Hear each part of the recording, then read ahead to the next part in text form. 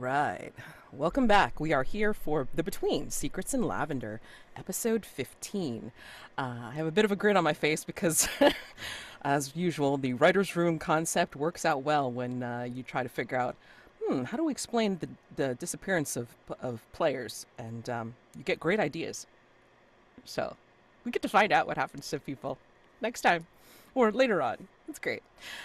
So, unfortunately, we will not be joined by Mr. Wright nor Mordecai in this session. So, we will follow Felix and Ellie in this particular session. So, hopefully, we see more drama and more investigation done. We'll see what happens. Okay, great.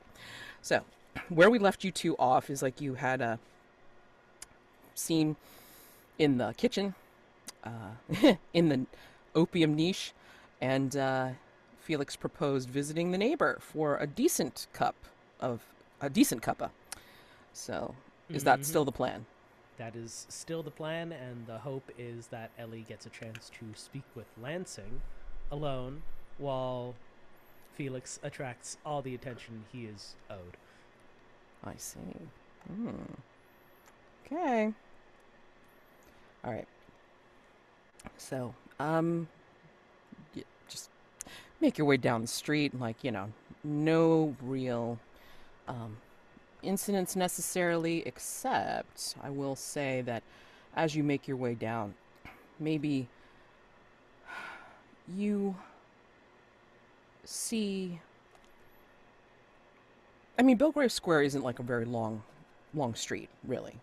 Mm-hmm. And maybe you see, like, further away, beyond the park, the square in the middle, maybe you see like the outlines of the neighborhood and passerby and such.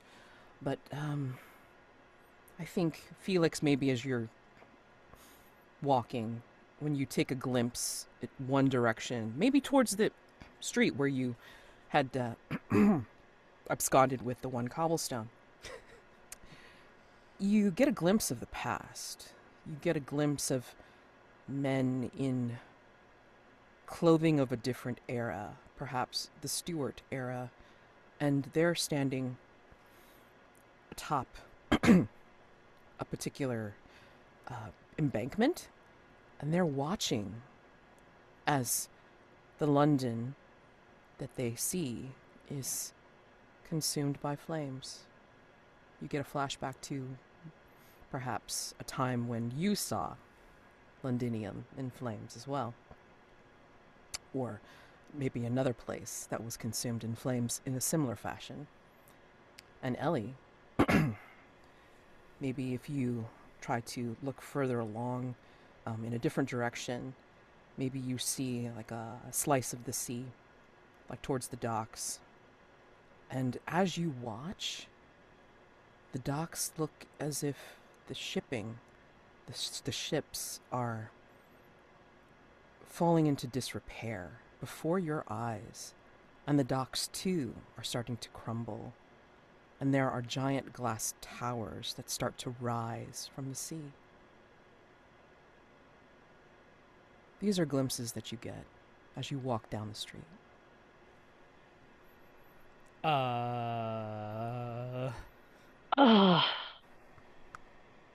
Okay, are you seeing anything odd? Felix, still looking in the distance. Yes. What's your odd thing? The docks are crumbling as if they haven't been used for, and the ships, and there are these glass towers rising. My half is burning. It's just fire. It's the fire from... Oh. What, 200 years ago? Yeah. This time business is getting kind of out of hand. That's putting it rather mildly. Well, that's one thing to ask our gracious host once we barge down and knock on her door. Yeah. She has to know something. She always does. Oh, I'm sure she knows. The question is what she'll say. Felix, take the condition déjà vu. Okay. And Ellie, you're just being a little bit more affected by out of time. Putting our various time visions behind us, are Yeah. there any other encounters before we march up to this very nice old lady's house? I would say that as you approach her house, you hear some kind of um, clashing, some kind of like sounds of scuffling from her back garden. I gotta know. It uh, might be members of the household sparring or something, but I no gotta know way what's that going someone on. would actually try to take a shot at this household. Are you kidding me? I don't think so, but I mean, they're gonna be sorry if they do, but I want to know. Okay. Uh, 1 shilling if it's Dr. Holzer wrestling with Maglasang, doing the German aerobics thing. Hmm. Done. Because I suspect Lansing's involved. All right, we shake hands. And then you you hear the scuffling, uh, and then you hear some of the kind of like clashing, as if you're hearing like kind of sword play involved as well, and it's Mm-hmm. kind of weird to hear that.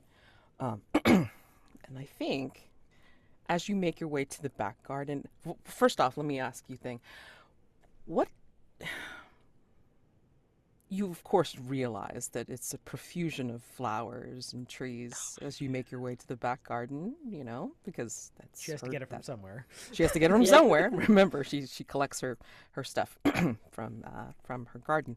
But what is the major scent, or what are the sights and smell that permeates your vision and your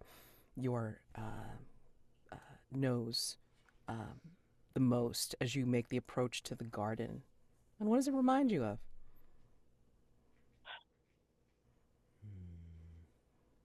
Roses. And my mother grew roses. Grows roses, probably. And so it reminds me of the gardens that I was always enjoined to play nicely in as a child and not disrupt. So I'm automatically a little on edge from the this is a place you have to be formal in memories. Hmm. Ash. Whether it's memories of the fire, whether it's something that's in the fertilizer being used, it reminds me of controlled burns in forests, razed cities, innumerable fireplaces, bargains made, festivals attended. And it just has this suffusion of memories that kind of detaches me a bit from the present and just sort of falling back more into that deja vu, that stroll down memory lane that never seems to stop. And I'm going to say that as you approach and then you hear the sounds getting louder, what you see is kind of like a cleared area. And it is made to be where you see a ring of sorts, like naturally made, like as if it's been turfed to be a soft fighting sparring area. And then Mm-hmm. around it is what you see are like, I'm going to say, like, how to say, like, not sparring dummies, but like kind of like things to like stab and poke or whatever to put implements towards. they'd be target dummies if you were going to practice archery and then, practice your um, sword strokes or whatever against them if you need to and all that. And I think as you approach, you see in the center ring, in the sparring area, you see Laurel in men's riding clothes, pretty much tossing Dr. Holzer to the ground. And then off to the side, you see Lansing learning certain sword moves from Madelancholy. It's a wash. Yeah, I agree. Okay. And yeah, I mean, Laurel cuts an impressive figure when she makes the final toss on Dr. Holzer, because it's essentially where she kind of does a weird like leg lock and flip, and then she kind of flips him down, and then she puts a knee to his chest, and then kind of like, makes as if she's going to punch him in the face, and then she looks up and sees you, and then she slowly gets up very elegantly, and then kind of, it seems we have guests. Good morning. Good We morning. thought we'd drop by for tea, but we heard noises back here, and we thought we'd come and see what was going on. Yes, Mrs. Not meaning to interrupt. We No, just Please, by all means, continue on with this entertaining display. Felix just turning it on and making sure eyes are on him. It's not meant for entertainment, Mr. Ocasio. It's meant for keeping its shape. Ah. And she has a good shape, by the way. She's like wearing men's trousers, and she's got like a relatively loose shirt, but you can still see how trim she is, and she's got riding boots on and such. But when she addresses you both, Lansing and Madelancholy stop, and then when Lansing looks at you, Ellie, he kind of like has this look of, and then he kind of turns away and starts to clean off the sword, and doesn't say anything. And I think in your gaze at that particular look on his face, is it a look that you've gotten from your friend back in the States before or after she died? Not your male friend. I can't remember their names, I'm sorry. yeah, I'm blanking for the moment myself. There was a moment relatively early in our acquaintance when the two of us interpreted a conversation very differently. Cora and Nate, by the way. When Cora and I interpreted a conversation very differently, and I said something that I thought was reasonable and friendly, and she just shut down on me. It took me a while to figure out why. I was being kind of dense, but yeah, but we worked that out. Not that thinking about her is putting me in any better mood right now. I think you get a flash. As soon as you see that look on Lansing's face, I think you get a flash as if you're seeing that same look on Nate's face, the same posture as Nate in that moment. And it's almost like you're back there, back in the States, and he's looking at you in the same disdainful way. And then you flash back to the present with maybe the others looking at Felix, and Lansing again turned away from you, cleaning off his sword. And Dr. Holzer gets up and takes a long look at you, Felix, and will go off to the side to grab a towel and start toweling himself off. And he's got like an undershirt that he's wearing, without sleeves, and he also has loose trousers on and such. He's pretty cut, over his arms, and muscular underneath. And he proceeds to put on his glasses. Yeah, I mean, he's dedicated to the athletic movement, so it would stand to reason. So yeah, his attention is already gonna be locked on me. Dude can't stop staring. Maglasang needs to get away from Lansing so you can talk with him. So, and Lauren needs to get out of the picture. Well, now that you're done with your sparring, perhaps you can go make yourself more presentable and tell Rose that we're here, Laurel? Oh, I'm sorry. Mrs. Pemberton-Potts is not returned yet. Still? From her morning constitutional? She will do errands. It is her carriage, after all. She has 4 wards, and she's actually doing things on her own? She's quite capable, Mr. Ocasio. Well, if you would like some refreshment, and if you can be patient and wait, I'd be happy to provide a little tea and repast. wonderful. I would very much appreciate that. There are some goings-on in London that I'm sure that you and Mrs. Pemberton-Potts would like to hear of, if you're willing to do an exchange of information.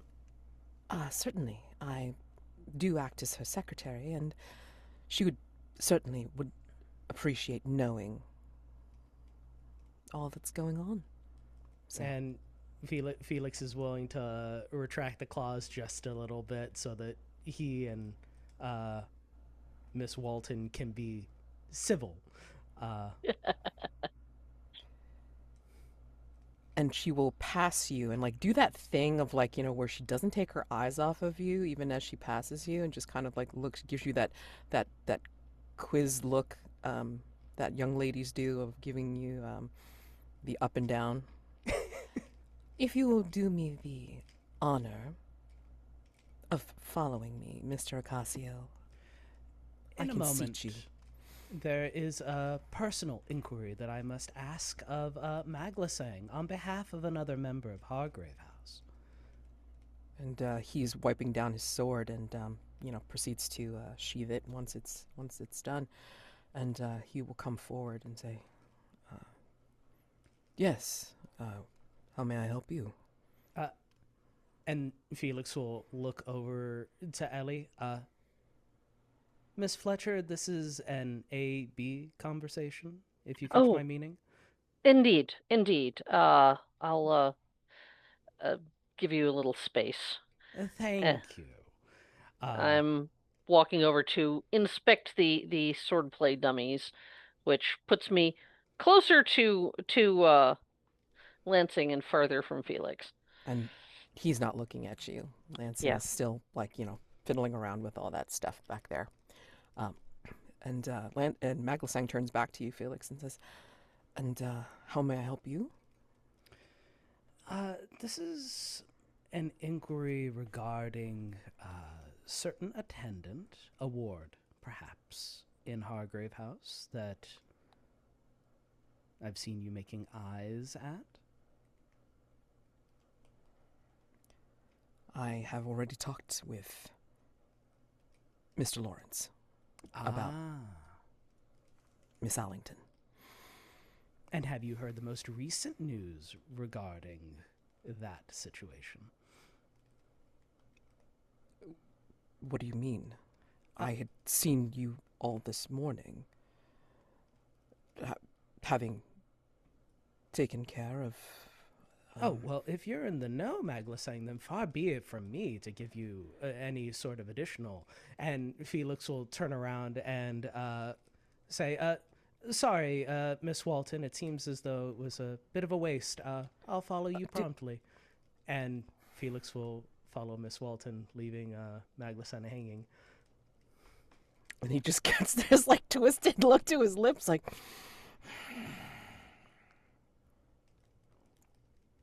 And he will say under his breath,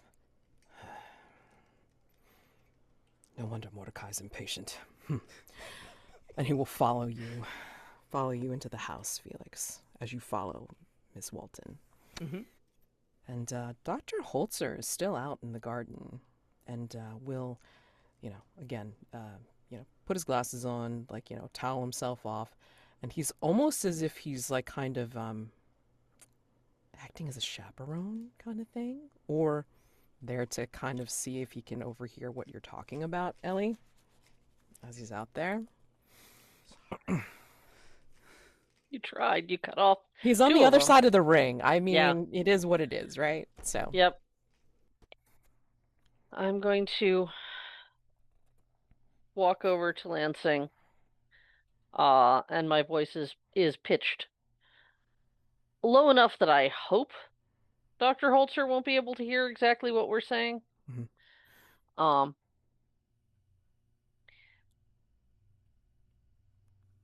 I owe you an apology, Edmund. I was rude and abrupt when last we spoke. I had reasons for it, but I know that was not apparent at the time.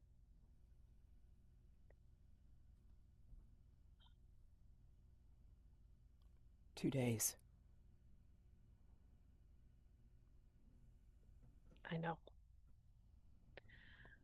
What was so horrible that you couldn't tell me a word to me for 2 days? Ellie." I was trying to protect you. From what? From me. From me.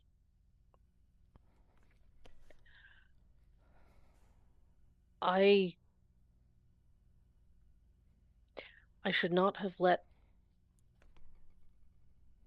myself become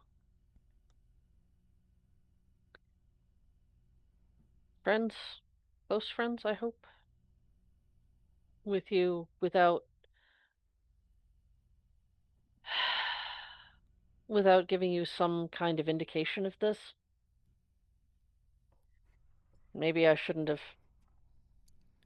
at all, but What is so horrible that I'm under a curse. I don't understand? Back in America, I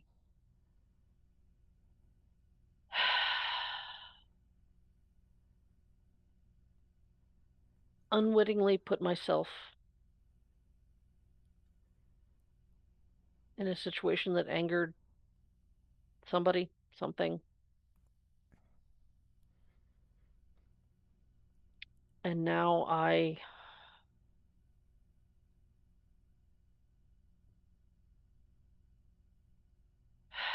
have to fight every night to not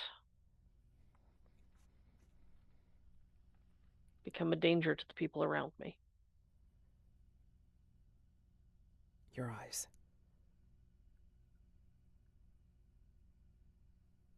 That's part of it, then. Yes.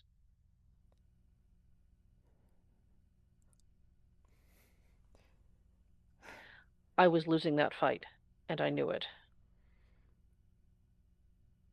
And the newest resident of Hargrave House, Mr. Wright, was able to keep me from being a danger to anyone that night, but I don't know.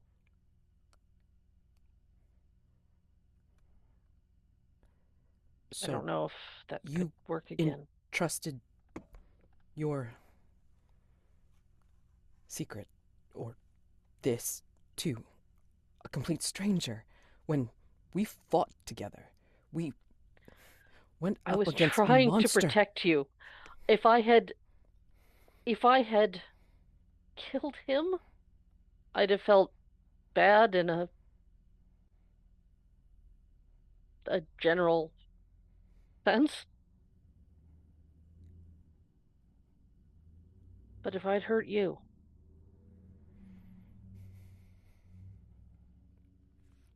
it would have gutted me. You didn't give me that choice. I made a split-second decision. I'm not saying it was the right decision. I just want you to understand the pressure I was under to do as I did. And as I said, I am sorry. This is so confusing. You profess to wanting to give me information, and then you withhold back, and I only find out about it because... And then he unconsciously, involuntarily, like, puts his hand on his chest. Because it affected me directly. And then we fight together, and I thought I proved my worth, and then you send me away, and you entrust a secret, your own secret, to someone new. Do you understand why I'm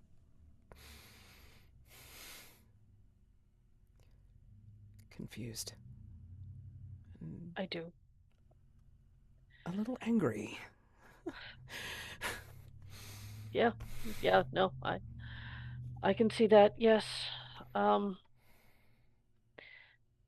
don't know if it makes it better or worse that I also hadn't told any of the other residents of Hargrave House until the night I nearly went on a killing spree. I suppose there's that. Although it sounded to me like your colleague, Felix, Mr. Ocasio, already suspected what was... Possibly. I can't even begin to guess what Felix does and doesn't know. And this is where he will approach you a little bit closer and sidle over as if he's looking over some of the weaponry that's on the table that you're looking over. I suspect that Felix knows a lot more than he's saying. Probably. I had gotten an invitation the other day to join a special unit of the constabulary. It was funded by a different department and supposedly looking into new and different threats. Like this. Yeah. Possibly like you. Possibly, probably. And it was headed by Constable Short. Yeah. Which I found interesting. I had not told them I accepted yet.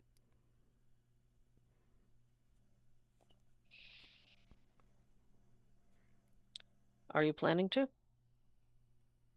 Have you decided? He will turn to face you directly and say, I don't know. That depends.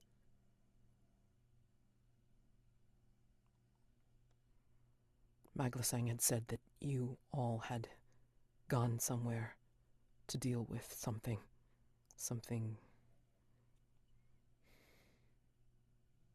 occult and very powerful. And I was disappointed that I hadn't been told. Again, I should have told you, trusted you. There are other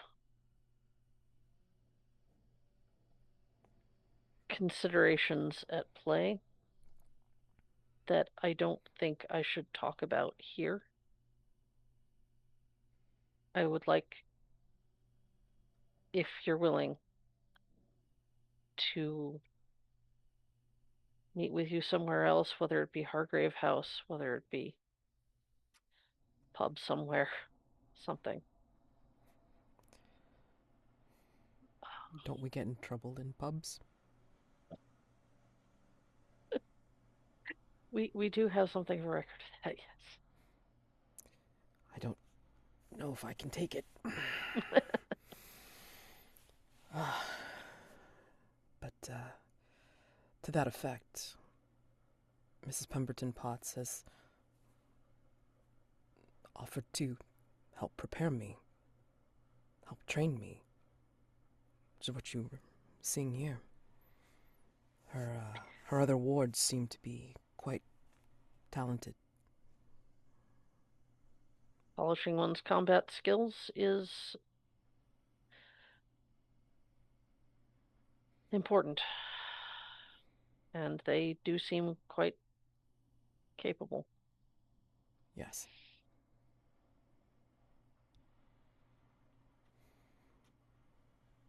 And he'll turn away from you for a second before he says, looking down at the table, as if he's kind of contemplating what to pick up next, but he's actually just talking to you. What does this mean for us? If anything. Ellie. I still care for you, no less than I have. I understand if knowing of my curse or if my behavior made you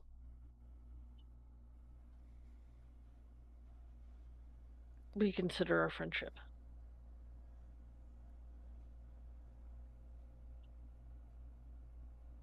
He was going to say something and then he stops himself at the word friendship.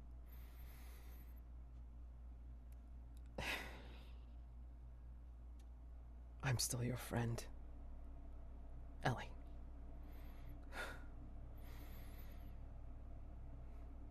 I just need to know if I'm to be of help to you or to Hargrave House, or if I should...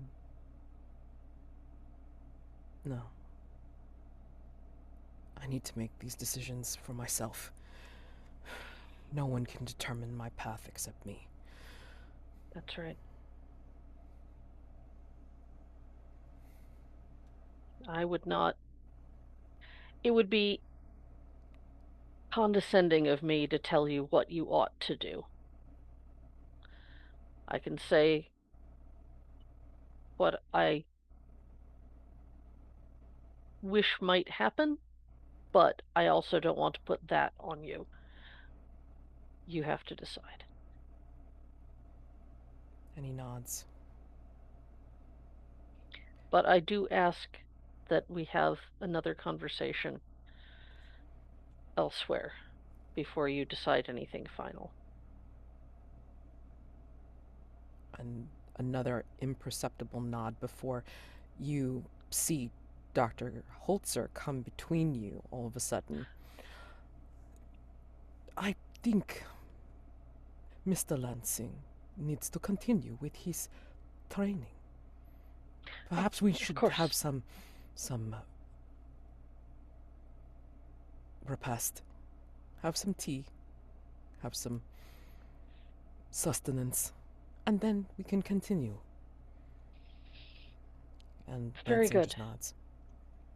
Yes, I wouldn't want to interfere here. And Holzer's eyes fall upon your side. You seem to be injured, Miss Fletcher. Do you have need of medical attention? No, I'm fine. A little stiff this morning, but it's only a scratch. Be careful. Those scratches could turn out to be septic if you are not careful and aware and clean them out regularly. Yes. I realize this. I'm checking and keeping it clean and all that.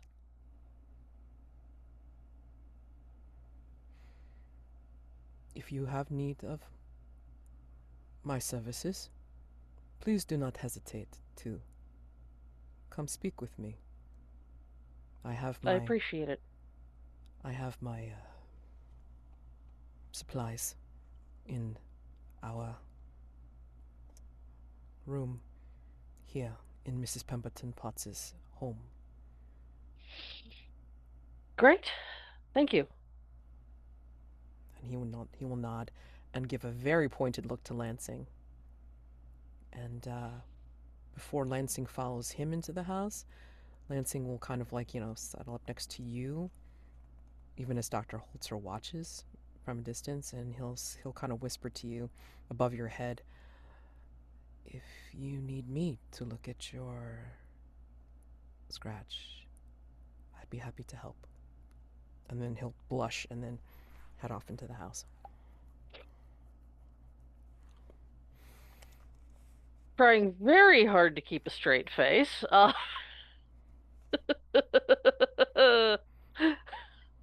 And back at the house. Yes. um, Laurel will have like, settled you down with a pointed look of her own, Felix, into the the sitting room, of Mrs. Pemberton-Potts' house, looking like it did when you first came. It's very cozy, very welcoming, and like has all those things, all those pictures, and all those things that you saw before. Mm-hmm. Maybe there's different flowers, but I mean, like in there, they're all like very harmoniously done, and again, of like not competitive scents, like actually very subtle Mm. and such. And I think Maglasang will he'll give you a look. He won't approach you just yet, but like he'll make like he's going to set out the like at least the service on the dining room table, which is kind of like in the other room, and you know will try to come over to you as soon as possible. And Like once Laurel is out, like making herself presentable, and it's exactly. just us two. Yeah, Perfect. Yeah, yeah. I figured. yeah. All right, what did you mean? Well, what I mean is that the immediate threat to her patron, as you're well aware, has been dealt with. And now there are. Felix looks around. I was going to hold off on this until Laurel came by, but there are a number of threats that Hargrave House is being called upon, things that require delicacy. I'm sure you're familiar with the Blue Feather Society and the other social clubs, the Clubhouse of the Bright and the Beautiful, salons, and all that sort. Yes. Well, I also don't know if you've noticed, but a majority of the hunters aren't exactly adept at delicate operations, wouldn't do well in sensitive matters and dealing with a lovely salon of a bunch of nitwits who are dabbling in things beyond their control. And yet, here in Hargrave House, we have one such young flower who is adept, knowledgeable, already familiar with Hargrave House, and would most likely blend in rather well. So, the idea is to debut Nora. In what way? So that she can socialize properly, so that she's a known entity in society.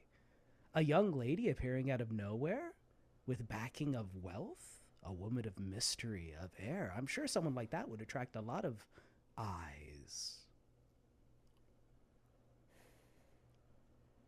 And Madelancholy looks a little bit pissed. What are you saying exactly, Mr. Ocasio? I'm saying that you're going to have competition, Madelancholy.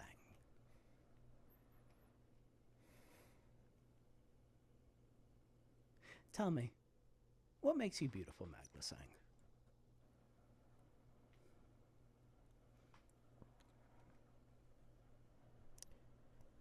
I see what you're doing. What?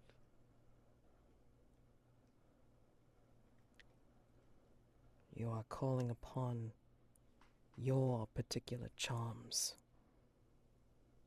You are very similar to someone that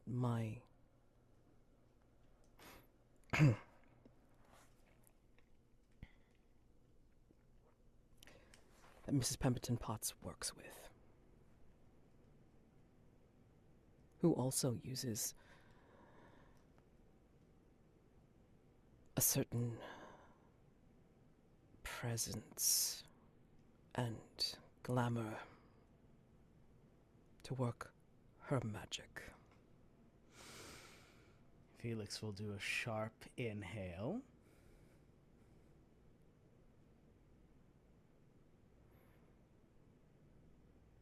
I ask you,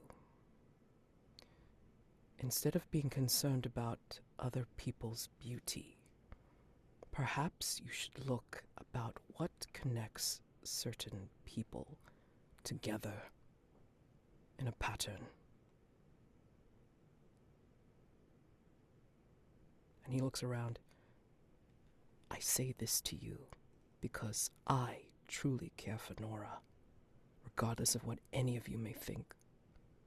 And I sincerely want to help you, regardless of what's holding me.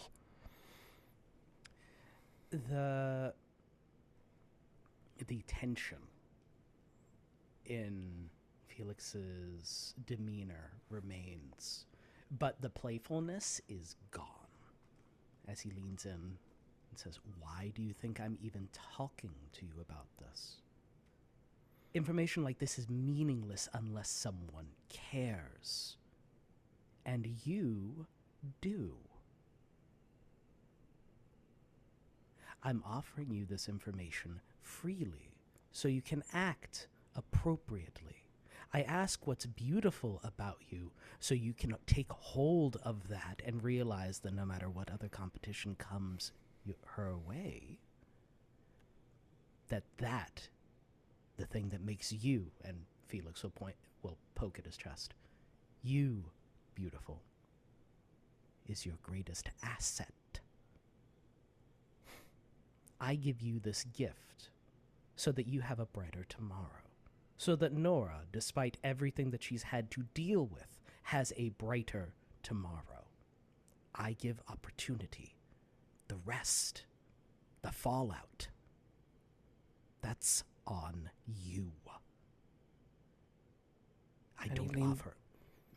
He leans in just as close and says, I was also given opportunity. And I took it. And now I owe, and I have a debt to pay. But I'm trying to work beyond that and help, because I know that what makes me beautiful, as you say, is not my power, but because I care.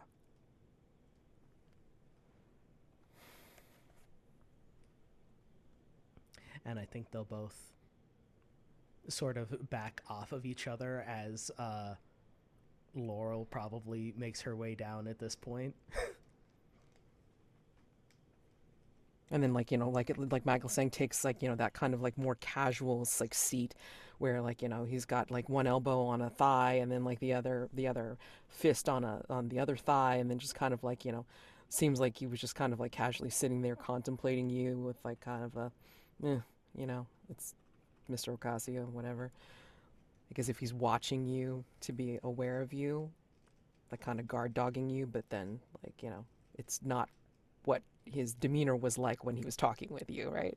It's merely for show. Yeah, and Felix puts on that dopey sort of like, oh, why are there so many doilies here? Look. Just how she chooses to decorate. There's entirely too many frills. Lace? Speaking of which, how are you dressed? I forgot to ask. Oh, probably very light linen with lacy endings at the cuffs, and just a very poofy front shirt with fitting trousers, and we'll do those little like high heel boots that Louis XIV wore, just one of those. So imagining him wearing all of that while going around in the back and tut-tutting at the people who are out in barely anything at all, working out in the back. And he also has that wolf-headed cane, just for show. It's all a bit at this point. Yeah, but I think, interestingly enough, I think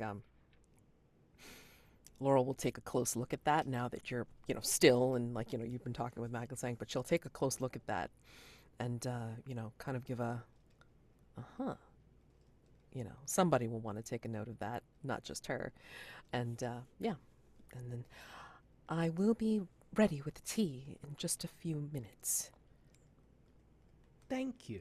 It's very much appreciated. And I suppose I'll have to get my thoughts in order regarding all this other nonsense at Hargrave House. It is such a shame that Rose won't be joining us. She might be along soon. I mean, do not despair. But she does tend to take some time during her morning errands. Fair enough. Going for hours on end. And turn to Magla saying, just from 4 a.m. and she's still out doing errands at her age. Goodness. She sometimes has more energy than even we do. Felix will look Magla saying up and down. Somehow I sincerely doubt that. Oh, you'd be surprised, Mr. Ocasio. And then I guess we just talk about nothing, just general social conversation. How's the weather today? What's your favorite flower? I don't know. I think by this time, like, as everybody's, like, getting ready, and Laurel makes the tea and service and everything like this, it's like, everybody else is filed in, so Dr. Holzer gets something to clean up a little bit with, and then, Ellie, you file in, and Lansing follows as well. And then, Laurel will have the tea ready, and just as she has set out the tea service, and, like, some of the cake and some of the baked goods and such that has been made, then comes pottering in. Literally, like, you hear a little bit of a flurry at the door. Oh goodness. It's been so difficult just to get certain things off of my ingredients list. My goodness. Oh, we have guests. How wonderful. Oh, that explains the footprints. I see. Laurel, is everything all right? Everything going all right with the preparations? And Laurel will nod, and she'll indicate Mrs. Pemberton-Potts' seat at the table, and the stuff that she set out. Ah, good. You've used the one blend. I can see that it seems to complement this sort of day. Ah, strange times we're having, aren't we? That's to put it mildly, honestly, but I think that's sort of the business, isn't it, Rose? Is it? I Well, know I've been taking quite a long time. I'm so sorry. I did offer, and I would have if you had taken my offer this morning, but then I figured since I was already out, I was going to run a few more errands, and then I dropped Madelancholy off and then decided to take the carriage on my own. It's been busy. Quite. going about town, making inquiries, that sort of thing. Yes. Yes. Lovely. Well, far be it from me to keep you if you need to go and prepare yourself and take a moment's respite from London and all its chaos and furor. Oh, no. I've collected what I can and am ready for a little break. And she will settle herself quite, delicately, like as if she's getting ready to do like a little curtsy or whatever, but she settles herself in her chair. She looks so tiny compared to everybody else at this table. It's so funny. But she takes off her little flowered hat. She puts it off to the side, and she thanks Laurel for the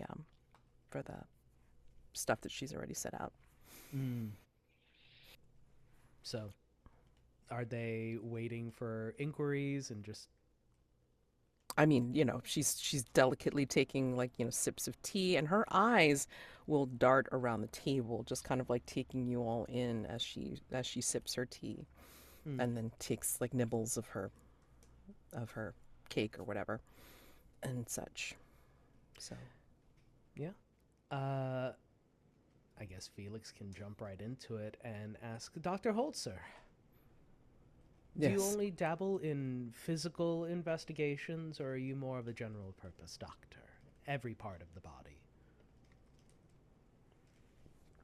I am aware of general anatomy, and I have also done some surgical practice, as well as I am involved in scientific method. Yes. And you're familiar with other practices as well, or at least speak with other members of the medical community? Yes. Now, what are your thoughts on Dr. Klauser?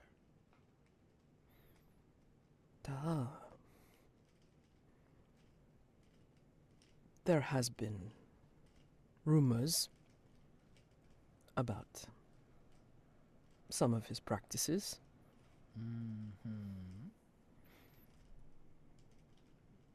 And what's your stance on the most recent news?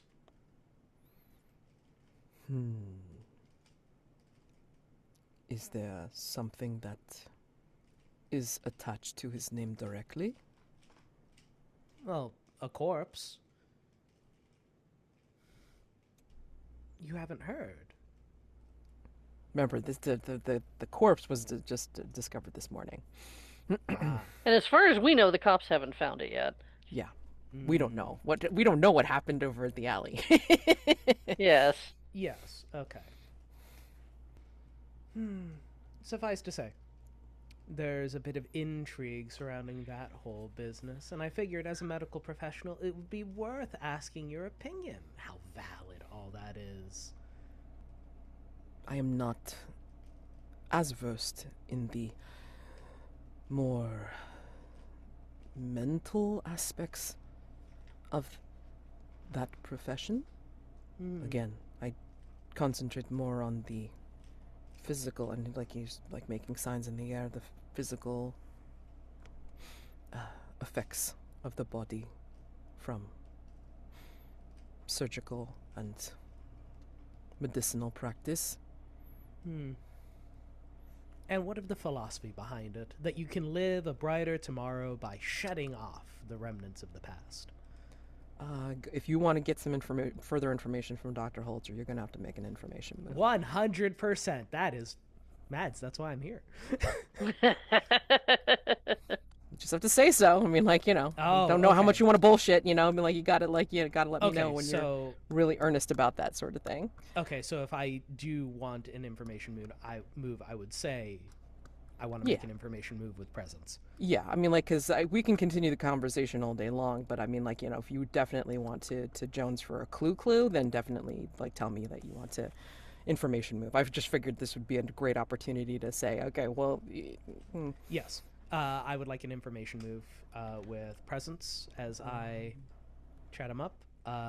presence or reason? Because I mean, like, you're just chatting him up. You're like, unless you are exerting presence on the man, uh, like, trying to Capture charm his him. imagination. Right. Unless you're like doing something very active with your presence, I wouldn't say that it's necessarily presence per se. You're questioning him, so to me that sounds more like reason.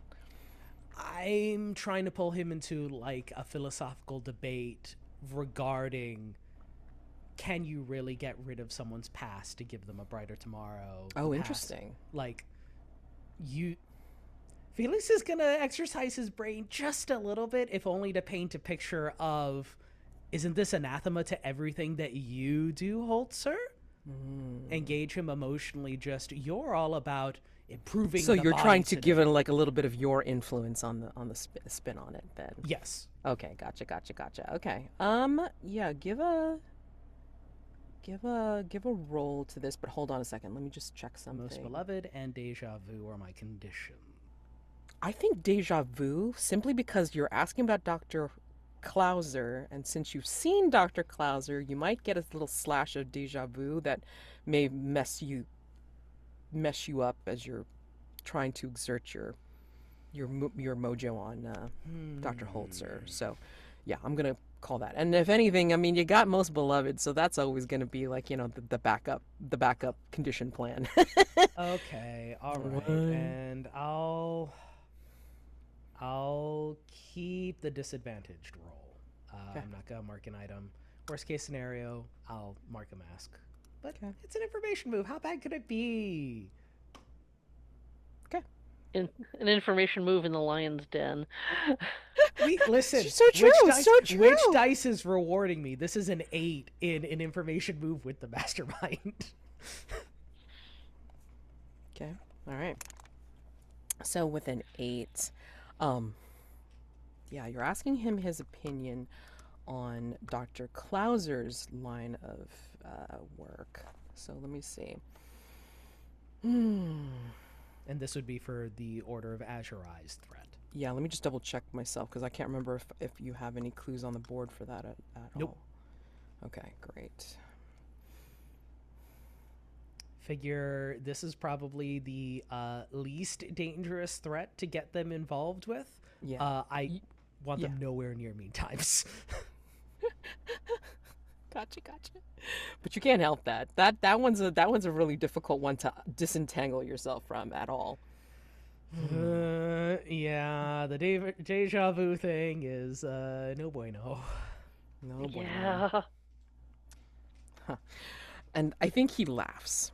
I think he starts to think about it and then says, it's like,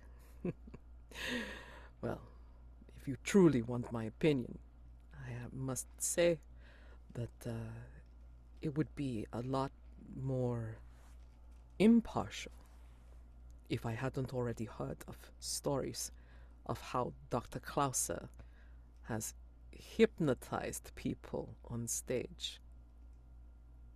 As a performance. Exactly. I'd be a lot more willing to consider him a professional in my field. Mm. And that is your clue. Stories of how Dr. Clauser has hypnotized people on stage. Okay. So you can throw that in there. Yep. That would seem to be rather a blow to his credibility. But then again, it was like, and also considering, as you say, you're in the lion's den, so Oh yeah. No, Mm-hmm. Ellie is frankly ready to get the hell out of here. Uh, but so she's being polite. You're She's welcome to tense. investigate. You're right. You're welcome Oh to yeah. investigate in a different way, but you just have to tell me how. Sure, sure. I'm trying to think. If we were doing Brindlewood It, Bay, like I'm just giving you an example, right? Like if we were doing right. Brindlewood Bay, what's the usual excuse? Oh, I have to go to the restroom. Oh yeah. Oh, the number of times we pulled that in Golden Grifters. Really? Oh, Okay. well, They were so much. slip away from the group to go poke around the rest of the house. Right. Uh, that I mean, old lady bladders do make that easier too Yeah, they as an really do. excuse. They really do. But Americans been drinking way too much coffee. Just That's true. I need to yeah, go. yeah, Make you take a um, whiz, you know. yeah, no, I would turn to Miss Walton, Mhm. uh, as this is not something one announces to the room in general. Yes. Um, Yes. I need to excuse myself for just a moment. What might I Have you need of the water closet? yes. It is down the hall and to the left. Thank you. Indeed. So yeah, I will. I it's beg your pardon for just a moment to the whole company, and And then Lansing will kind of look up at you worriedly. just you know, Like he kind of, and then like his gaze goes immediately to your vantage side, mm. I making that can't guy worry. really reassure him on that point because it is bothering me, but mm. I'll try to play it off as best I can, Mm, mm, and mm. He did offer. he did. Oh, that's definitely very much on her mind. But I gotta get him out of this house before we can talk more candidly about some things. Um, but I will head in the direction she indicated. Does the hallway continue past that point, or are there other rooms visible on that hallway, or Let's see. Water closet. You definitely know the library's on this floor for sure. So the library's here, and probably a different room, like a different, probably a couple of different rooms, and then let me see. Kitchen would be on the basement, in the basement, and this is the ground floor, and then like you have to go upstairs to first floor for the bedrooms and such. Probably the only things other than the salon, dining room, library, and water closet, probably would be, I don't know, like maybe opening up into like a little conservatory where you could have like see like flowers and such, um, or maybe a little music room, where hmm. she has something. I mean, like, yeah, like let's just do a paint the scene. So, like, if you do want to discover yet another room in her home, this is the conservatory. All right, This very is a good. room that has a half wall because the upper part is windows that look out on this beautiful garden slash training space. And in the room itself is dotted with numerous pots of flowers and other decor to again feel welcoming, but to give you a sense of being outside but while feeling protected. What else, or what about this room makes you feel as if this could be a room of actual repose where you can actually rest here? What else about this room gives you the idea that this is a room of actual true repose? There's a little bench, uh, surrounded by the potted plants, but where this could be just a simple hard bench, it's actually nicely cushioned, uh, in a way that suggests that someone could really rest here and not just primly perch between tasks. Paint the scene for her. Okay. Hmm. It's an indoor space with a bunch of potted plants, a nice bench on the side, and Mhm. just has this air of calm. Mhm. Uh, And the windows that go almost all the way around. I think there's like a little shaded alcove with some stones and like a constantly pouring water fountain. Um, Sort of like an artificial creek. Uh, the water is cool, crystal clear, and it has just this quiet, burbling brook sound that can be restful, refreshing. Yeah, that's what you see here. Do you want to look around, or what do you want to find? Oh, I'm gonna poke around here a bit. I'm gonna use the sound of that burbling water as my excuse if I get caught in here. I heard water and I wanted to make sure there wasn't some sort of plumbing problem that I ought to alert people to. Oh, no, it's intentional. Very How nice, very pretty. nice. But Since you're not tossing the place or kicking over stones, literally, then you can't not yeah, use vitality, just so you know. sure, Right. sure. I'm not being so careless or vigorous as that. Yeah. Um, But argue me whatever you want to use I to investigate. I think I would like to see if I can investigate with sensitivity Ooh. because I am sort of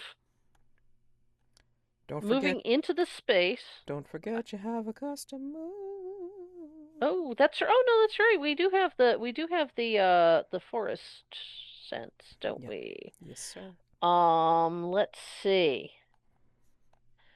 Da, da, da. Yes, so that is perfect for using sensitivity. Yeah, I just want to see what opening myself up to the the nature that has been brought indoors here Okay. Sure. Sure. will do. All right. Um, I presume I am rolling at disadvantage. Yes. Because of the funkiness that you have with your conditions and such. Yep. Yeah. So I'm gonna keep that. Ooh, Whoa. Okay then. it's an information move and not a day move, so that's Yes, but I am probably gonna get caught meddling here or something, but or something else. You get a scent.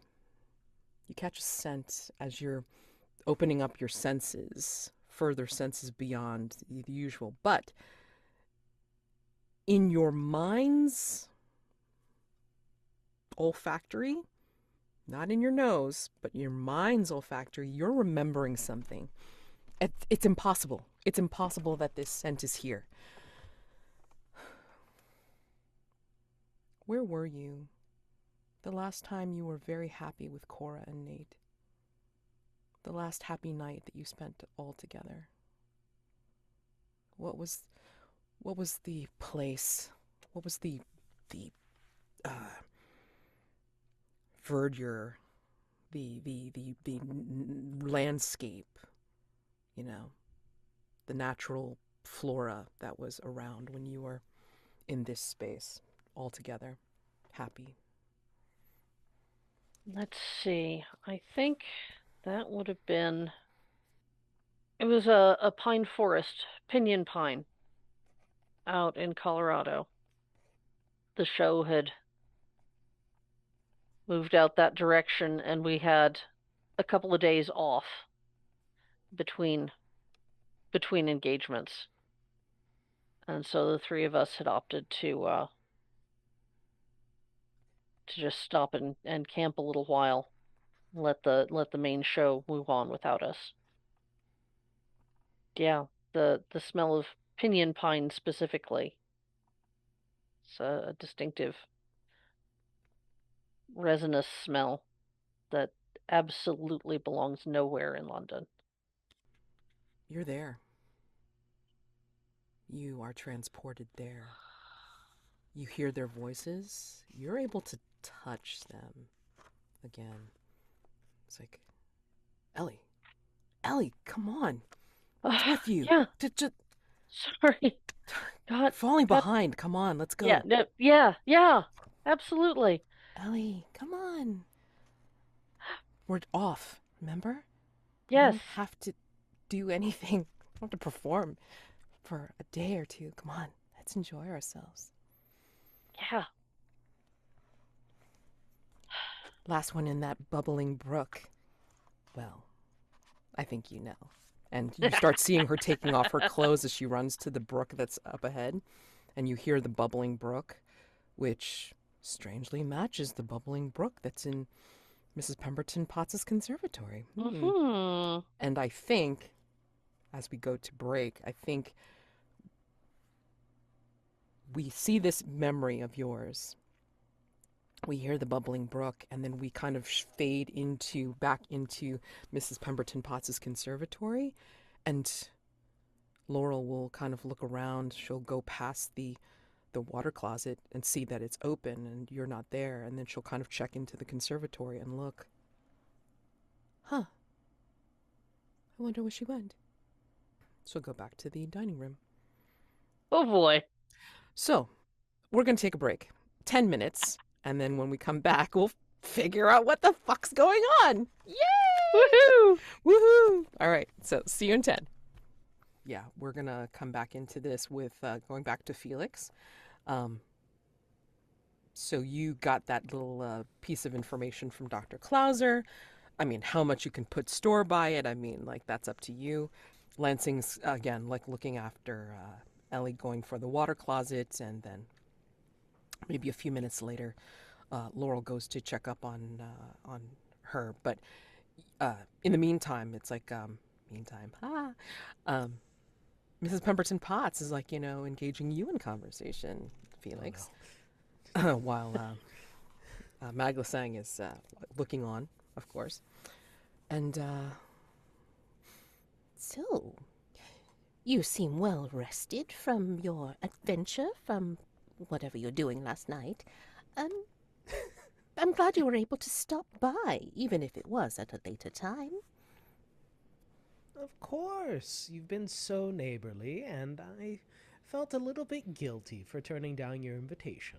As you can tell, I have since changed wardrobe. I wasn't exactly at my freshest at 4 in the morning. I would not have minded. I would not have even offered if it didn't seem like you all were exhausted and just of need. You And are I very saw. kind. Thank you. And I saw that you had someone new with you. and this is where Lansing kind of pipes up, or like not pipes up, but kind of perks up as if he's like, this, who's this, Do you have someone new staying with you over at Hargrave House?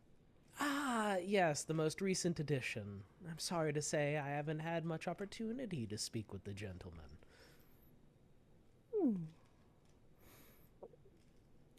Seems capable, especially if he survived and was as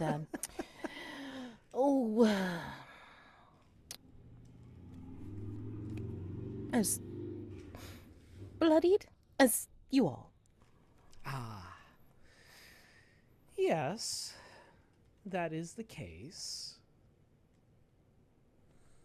But we'll see. It's only been one night at Hargrave House. Shai was doing very well until she summarily was lost. So who knows how adept someone can be at the end. Oh, I had heard that she had found her way home, I believe.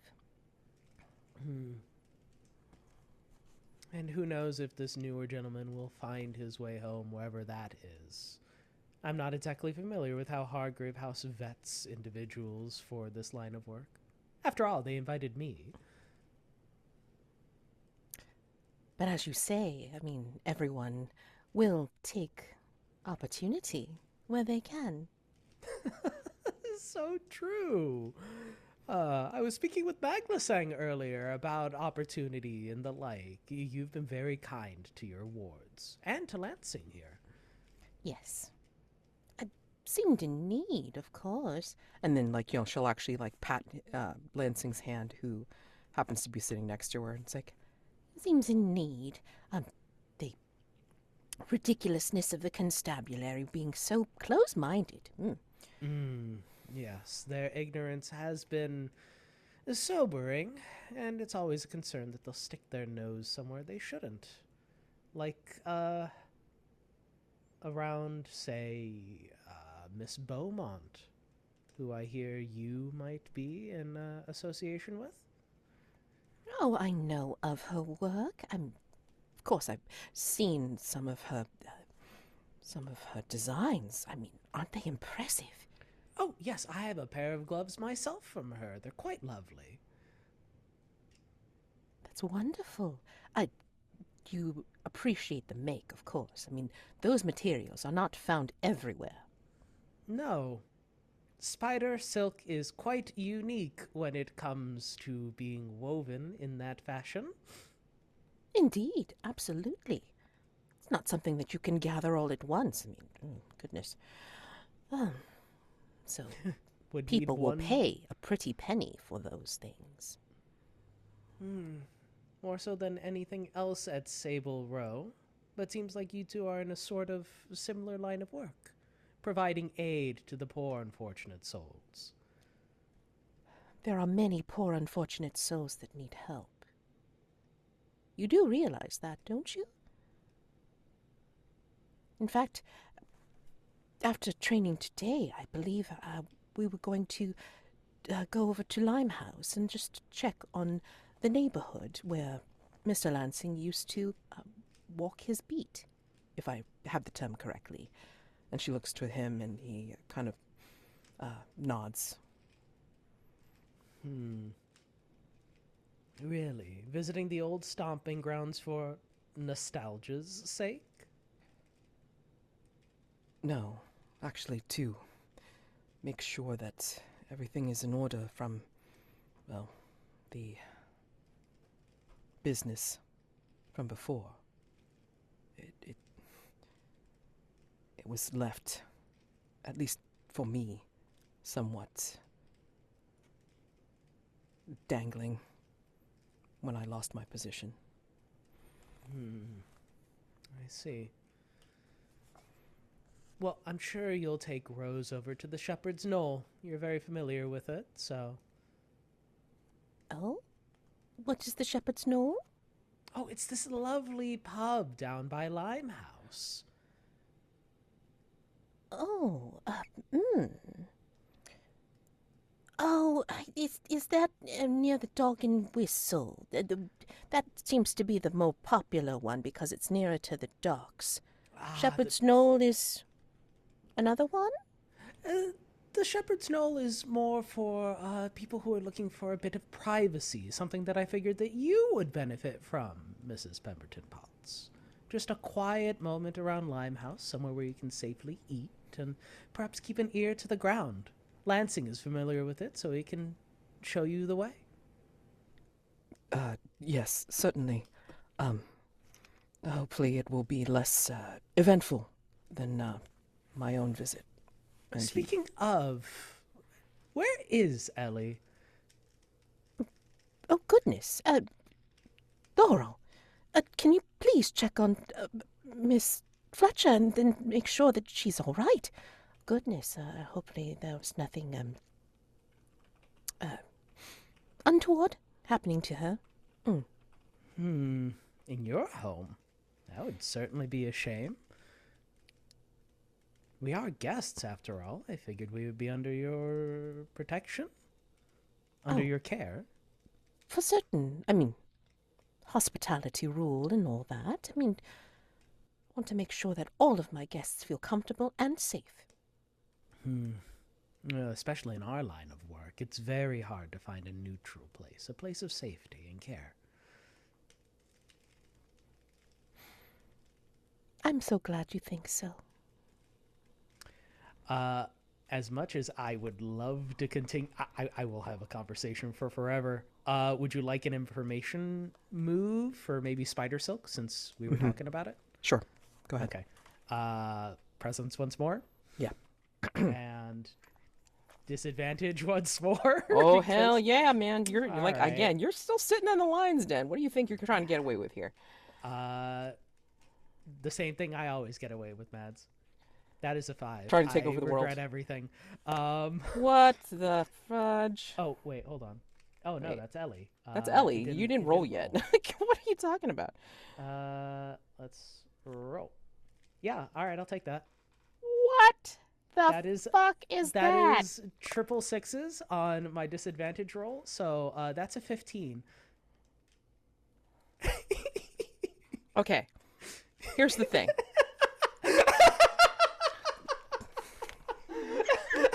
Okay, wait a second. Which dice has rewarded me for tangling dare. with the You mastermind dare. not once but twice. You fucking dare!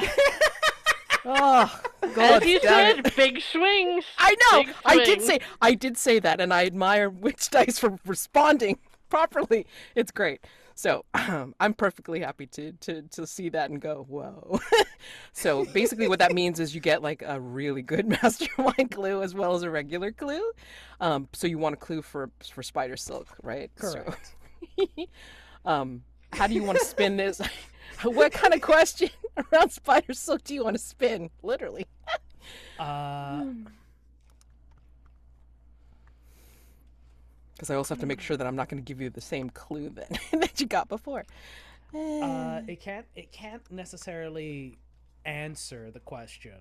No. I would be interested in knowing, sort of building towards getting the creature's true name. So asking when Mrs. Pemberton-Potts calls upon her, if there's a particular method that she does so. It's not Oh, nice. exactly like you just meet her at the Shepherd's Knoll and like have a coffee or something. Like, Right.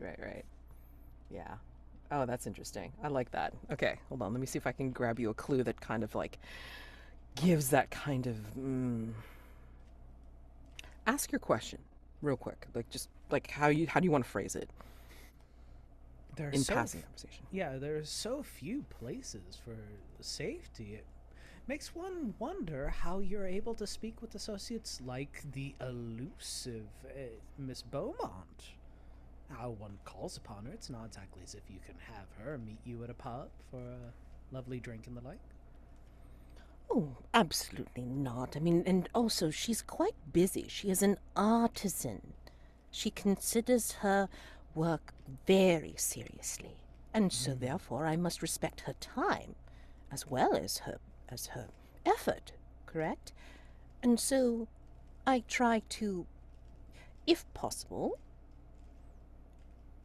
see her when she is actually in the midst of works in progress.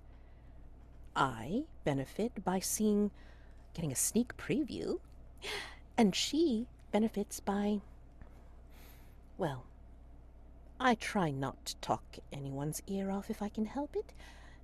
We talk business. I will state what I would like or want, and she can tell me whether it is something that she can provide. Oh.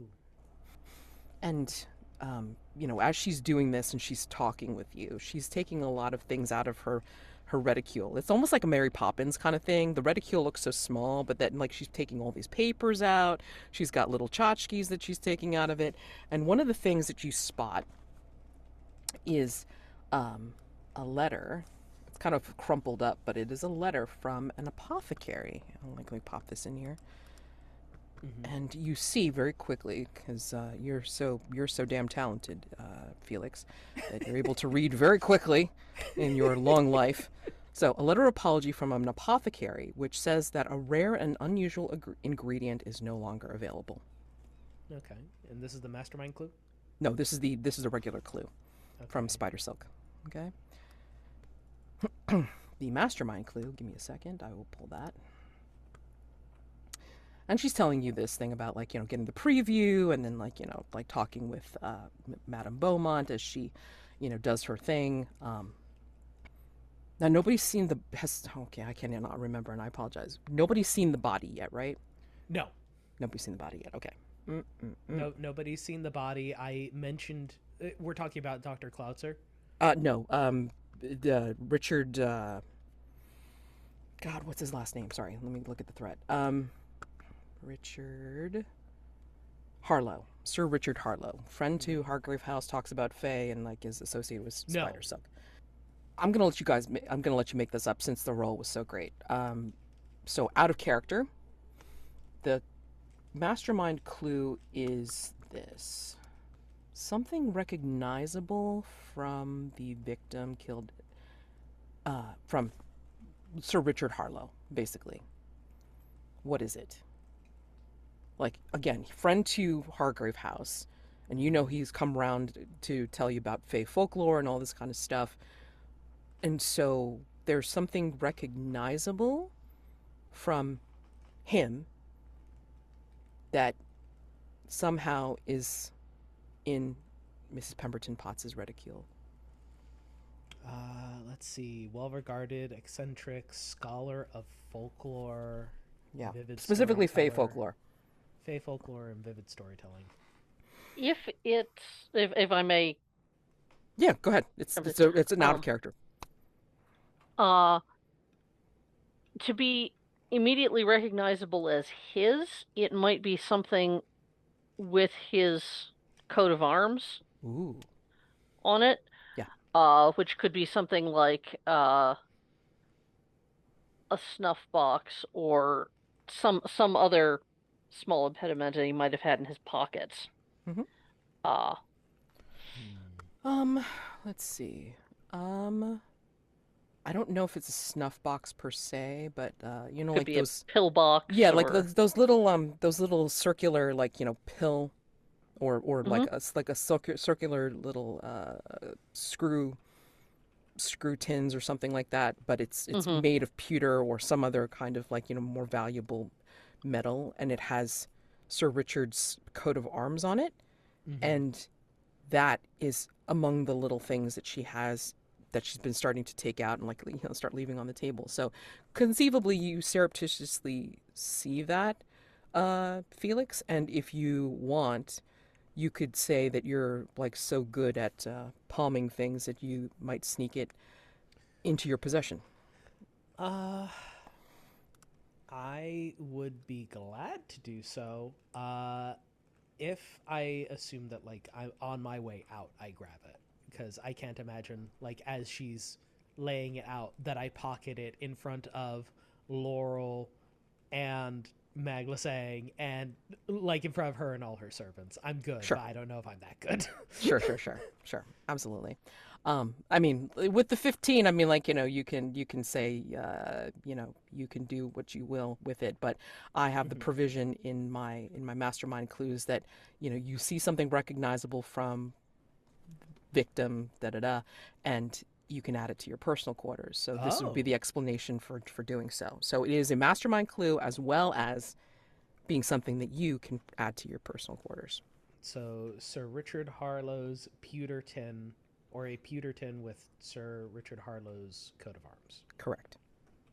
Do we just keep it vague what was in the pewter tin for the sake of the mastermind clue? Correct. Okay. And then you can add that to your personal quarters. Thank you. You can hand wave, like, explaining how you have it. Okay. I mean, hell, once you discover what happened to Ellie, then you can totally brag and say, hey, look at what I got. Souvenir. While you were off gallivanting who knows where. Speaking of which, let's go, like, shove back to... Who knows when, yeah. Who knows where, right. And so I think, Ellie, you find yourself back into this memory. And, for a second, maybe you are quite taken, and you're like, oh my God, it's like, you're alive again, or whatever Mm-hmm. you think. Watching her run naked into the babbling brook, and like, how do you react? Just to start, like, in like deep in this memory. Joy, a little confusion, but shaking that off. Clearly, I'm having a weird. No, I'm here. I'm now. This is to be treasured. I will glance back. I always run faster than Nate, but make I'm sure he's, Yeah, I mean, he's trying you to know, take I think he's a little bit clumsier than you. So I mean, like, he's been trying to take off his clothing as he's running. He's not as graceful as Cora, so like he's still stuck in his trousers or something like that. yeah. And like, he's kind of like this to you, like, go, keep going, and you know. But I think as you start to follow Cora, I think from one of the trees, like in the distance, like around the lake or the babbling brook, I should say, like beyond the brook, you see you see a figure that is kind of like looking as if he's backing away on an uttermost branch. Like, what the hell? Like, this person just appeared out of nowhere, and then, like, looking like he's got a lab coat on. He's like he's backing away from something on the uppermost branches of this big pine tree or something, and then he's just kind of like looking scared. I mean, you can sort of tell from his posture and from his eyes, because they seem to be bugging out of his head, and then he just takes a dive off of the tree. Oh, I see. I mean, I'm sure he's not all right, but after a dive like that, but Yeah. So, um, you are very well deep into this memory, but yet you are also caught up in mean times, because it is very mean. Um, so you are seeing Dr. Fisher's death yeah. somehow. And to try and get out of this, trying to wake yourself up, you're going to need to do a night move. Okay. So, night move, disadvantage with sensitivity, unless you have a way to, I don't know, ground yourself somehow with something that you're remembering from your personal quarters. Let's see. Or This something that is you have on your person. I'll even accept whatever the hell you have on your person that could possibly shake you out of this this past memory. hmm, Again, you're playing against sensitivity and your condition out of time. right. I think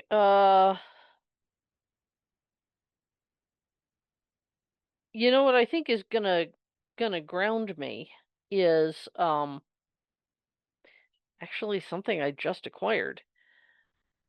The rosary from the coven, because that's going to remind me that things are more complicated than that there are other factors going on besides this moment, and that I need to try to keep my head in the game, so to speak. Right. Uh, because I'm fighting threats. I'm not wallowing. I can't just wallow in past joy. Right. So, can Straight. I roll Yeah. straight then? Okay. Straight with sensitivity then. Okay. 9. 9. Okay. Um, yeah, I'll take it. I mean, sure, what harm can a complication in the home of the mastermind when I'm snooping around possibly do me? We'll find out. Yeah. Oh, this is gonna be bad, but Yeah. Maybe as you're running and you're trying to take your clothes off, like as you're like delving in the dream, yeah, maybe you dip your hand in your pocket and you feel the rosary and you're like, what the hell's hmm this? And then you take it out and you're like, whoa, and it starts to shake you out just as you watch Dr. Fisher fall. And I think as you're running, you trip and you go flying, and I think you go splashing into the bubbling brook of Mrs. Pemberton-Potts' conservatory and really wake yourself the hell up. And I think Dr. Holzer comes running in and says, "Oh, oh, Miss Fletcher, are you all right?" Yes. I heard running water. I wanted to make sure there wasn't a ruptured pipe. And then I must have slipped.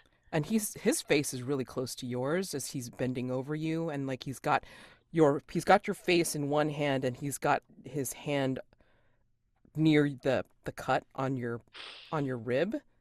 Mm-hmm. He's very close. Are you all right? Are you concussed? And then, like, he's trying to like now open your eyes just a little bit just to check you out, and like, you know, his face is very close to yours. Oh. And then you hear from behind him, "What's going on here?" Of course. It's Lansing. Because that's the moment he had to walk in. Of course.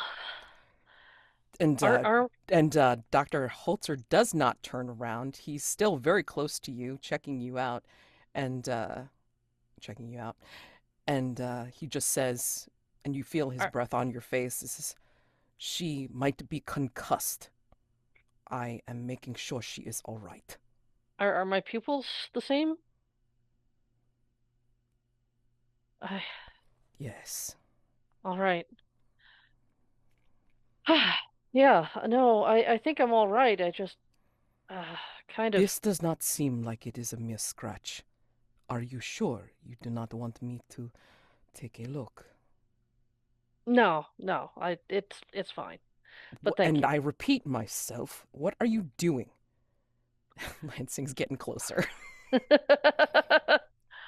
I came in here because I heard running water. I didn't realize there was a whatever you call that. I thought there was a plumbing problem, and it would have been rude of me to say, "Oh yeah, I knew there was a ruptured pipe somewhere in your house, but I didn't bother to do anything about it." Are you a, what do they call them here? A plumber?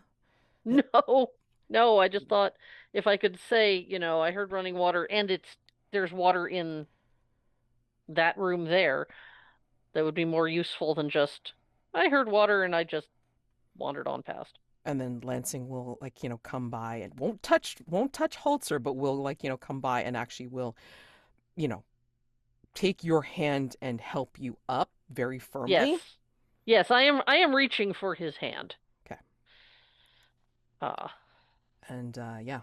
And then he just kind of like has you in his arms and just kind of glaring over at Dr. Holzer. "I think Miss Fletcher is fine. Thank you for looking after her, Dr. Holzer." And Dr. Holzer will gracefully bow, but still look at you, Ellie, with that kind of look on his face. And just, "Of course." And I think Lansing will turn to you and say, "Are you sure you're all right?" that's a complicated question. I don't think I hit my head. And he'll say to Holzer, "I think I need to escort her home." Please, I would appreciate it. "Of course." And Holzer kind of just like has this look of like, "Okay." "Again, if you have need of my medical services, Miss Fletcher, please do not hesitate to tell me." I will keep that in mind. Thank you. Lansing just glares.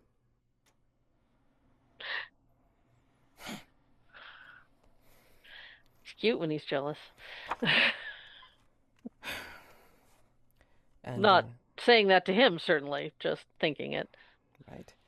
Let's see, what kind of condition can I give you for this? How do you feel about that? Oh boy. Yeah, this is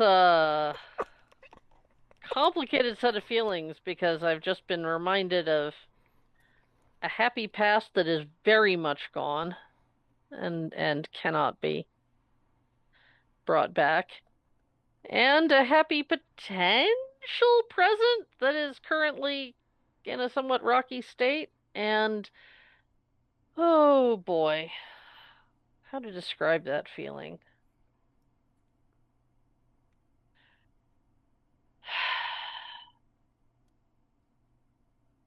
It's complicated. Then Yeah, and I think now. that It's complicated. Then and now. Sorry. That's pretty good. I think that's a good one. So, I'm gonna have to step up the vulnerable moves because I have 3 conditions now. Yep. Um, so. Well, luckily for you, somebody else in the night phase has to do something as well. So you got another phase to be able to do that. This Good might thing. be a night phase where we do a Room of Hargrave House. Yeah, that's gonna go real quick though, I'll tell you. Felix, I think at this point you hear all the ruckus and all this kind of stuff because like Dr. Holzer has already like run off and done the thing, and then by the time you get there, you see the aftermath of Dr. Holzer turning away, Lansing glaring at his back, and Ellie in Lansing's arms. Take the scene in just for a moment, and Pilot Nora is going to love this. And say, well, I had a She small accident. I think I need to I- go home. will be escorting her home, Lansing Yes. says. If Thank you want to stay, I certainly wouldn't want to cut short your visit, Felix. whether you would like it or not, the ambience has been thrown off, and give myself a little. And I'll saunter down to say my goodbyes, and as Lansing, Is everything all right? What happened? the American confused a water feature for a water closet. Oh, Unfortunately, goodness. Is she all right? she seems to be in one piece. We're going to have to borrow Lansing, as well. I don't want to get this all wet. You, of course, cannot have that ensemble must in any way. Of course. Especially when I don't have such access to Miss Beaumont as you do. We'll have to have a rain check for a different time to continue to catch up. Perhaps there'll be some further developments we can discuss. Oh, certainly. Any time you would like. And please, if you have any need for another ride, please do not hesitate. Believe me, it is no trouble at all. Felix will take her hand, give it a light peck, of course. We'll be sure to call upon you in your house. Absolutely. Oh, I just remembered. Did you have an invitation recently? To the masquerade. Yes. Yes, I did wind up getting an invitation to this masquerade. It's so lovely. I'm helping sponsor. Of course you are. Someone as well connected in the community as you. Yes. Some of the proceeds will actually go towards a community effort to help out in the Miswell Hill district. It turns out several of the tenements had collapsed due to that strange fog that was affecting things, and people were turned into not quite so human things after all. But anyway, The less said about that, the better. But I'll go and make some additional inquiries. I think I do know a consummate entertainer or two who would be willing to assist in such a wonderful event, especially for such a good cause. oh, wonderful. What kind of entertainment were you thinking? Oh, she's just very good in terms of engaging with the community. Perhaps you've heard of Mrs. Tabitha Crowley? Tabitha Crowley. No, but Have no fear. I'll be sure to make some introductions in the coming Oh. days. Wonderful. Appreciated. Absolutely. We were going to have some music, of course, because what's a masquerade without having some kind of ball to have people dancing and some light conversation before the actual display of the work of Madame Beaumont. Lovely. Well, I look forward to seeing you there. And Lansing coming down with a must Ellie, I suppose. Yeah. I like, then I imagine that Miss Pemberton-Potts will lean in and say, And I look forward to seeing what kind of beautiful, absolutely spectacular display that you will make when you come in with your costume. It'll be true to life in an unexpected way. So exciting. Cannot wait.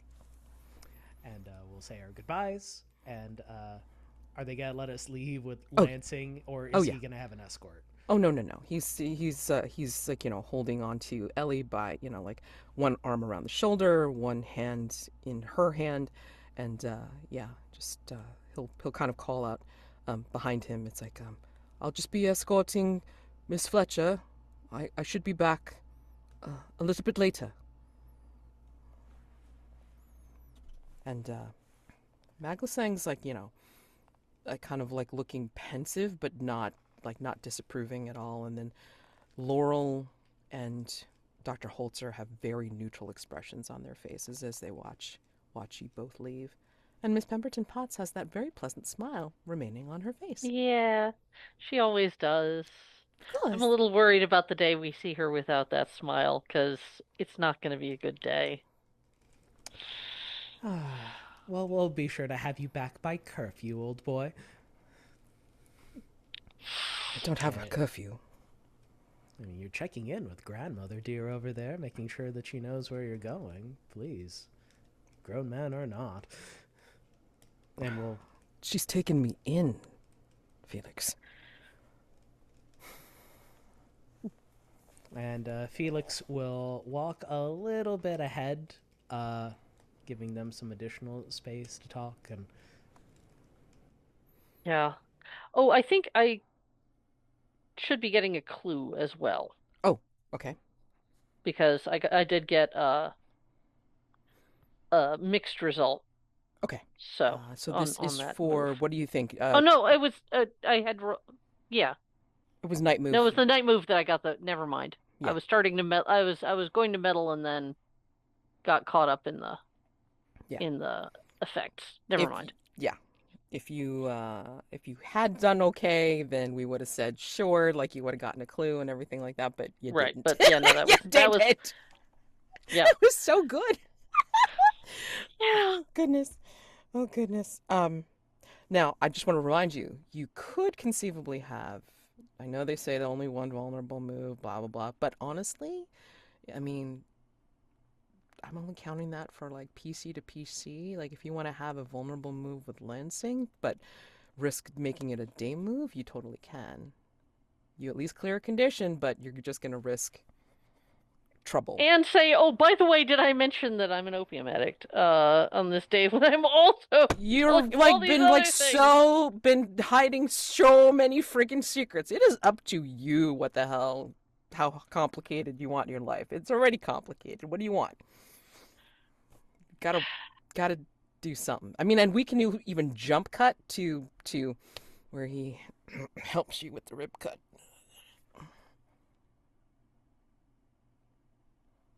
Yeah. Yeah. Yeah. Maybe Felix veers off away from the house, and you guys go into the house. yeah, Felix is going to excuse himself and say, well, I suppose I have to go and talk with that vapid so-and-so. Enjoy, or not, as the case may be. No, I think we'll be able to turn a previous stumbling block into an asset. And Mads, I'm going to make my way to Mrs. Tabitha Crowley, one of the people that the coven was trying to loop into, and I convinced her to become a philanthropist. Oh, nice. Okay, gotcha. We'll come back to her. Are you going to make her a follower or something? Oh, what you're yeah, planning to do? I'm probably going to just say, oh, hey, it's been a minute since we talked. You're doing so well. How do you like being a follower? That sort of thing. So, Gotcha. And then, like, now, did you already make her a follower, or this is new? Okay. this will be So, new. so do you want that scene? Because you do have to tell me how you scar your reflection, if that's the case. I don't know if there's going to be very much in that scene. It'll mostly be just confirming she's a follower, getting her involved with the Spider Silk masquerade. Okay, And then you can go ahead and narrate that if you'd like, but again, you have to just narrate also like how you scar your reflection when you do make her a follower. okay, would you like for me to do that now, or let Yes, Ellie because do then it? we're going to cut back to Ellie after we see that particular little side cut.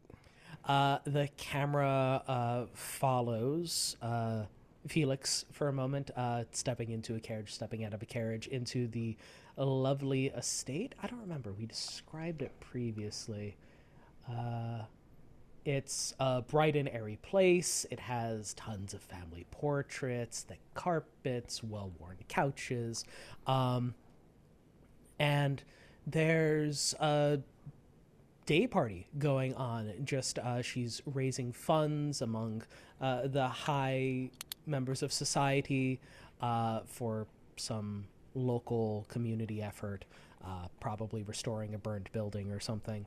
And the footmen recognize Felix and give him the white glove treatment, whisk him away to a private room, and we see Tabitha, who previously was of a nervous disposition, excessively blinking, constantly nervous, and the sitting room that we're in is where we first had our conversation.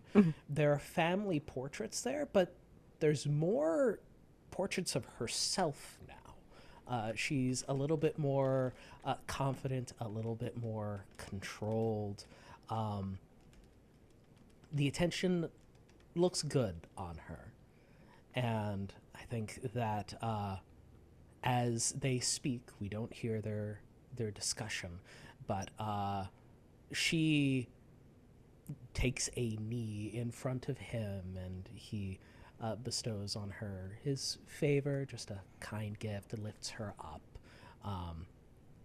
And we flash to the masterwork deep in the hidden underground tavern.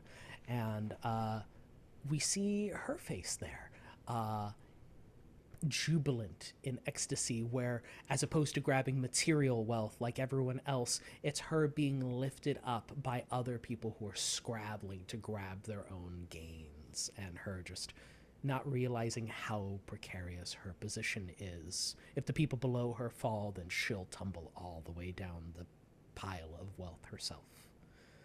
And I will scar my reflection as I gain a new follower. Yeah. So you go ahead and like make that list as well for your followers, and so she'll totally, help you out. Whatever you have her promise to help you do, that she will definitely do as your follower. But Yeah. yeah. Not necessarily giving her a gift to trigger giveth, but narratively, do I need to? Only if there's something you specifically want her to do that you need to have her do without any questions asked. But I think that's also separate as well. You make them a follower, and that's a scar for reflection. But if you do the other thing as well, I think you scar it again. I can't remember I have off to the give top. her. I have to give her something from my quarters. I don't Yeah, need to yeah. scar my Okay. reflection a second time. Yeah, but there we go. given that we've narratively established that her getting involved in causes is like what she does, I'm just giving her another avenue or opportunity to get involved. Sure. And if that means that one of my followers is in a position of power to masquerade, I have to go to, all the better. Yeah, sure. Okay. Fine. All right. So, I think we fade and then cut over to Ellie and Lansing in the house. Where are you in the house? He was willing to come to my room. That's the place where uh I most know we can be private and not going to have Nora or somebody wander in. Mhm. And if Nora has seen us go there, well, there's yet another thing for the Hargrave House scandal rag of two to exchange later.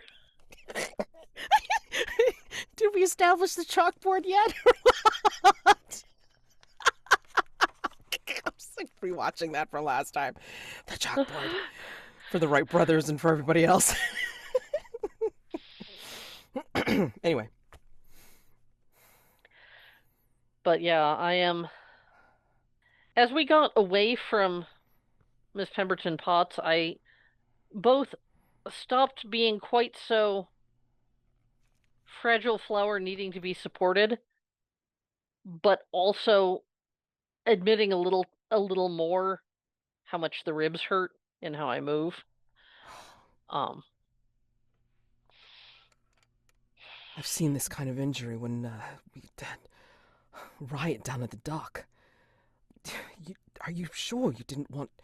Well, not that I wanted Dr. Holzer to go and look at it, but maybe I could find another medico to take a look.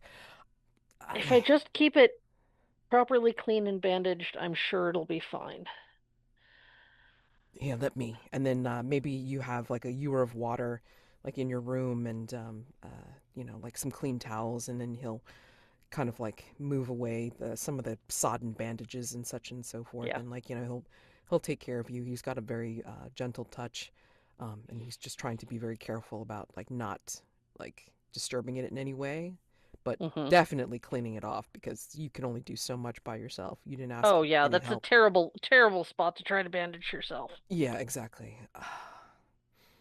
And then as he's doing it, he's watching your face and alternately, checking to make sure that he's not hurting you.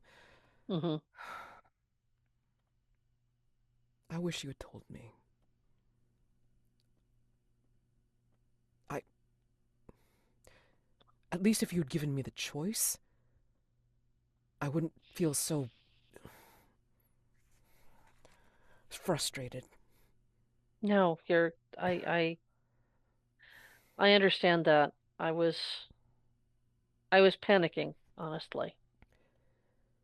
I And having you turn to a complete stranger when I could have been there for you.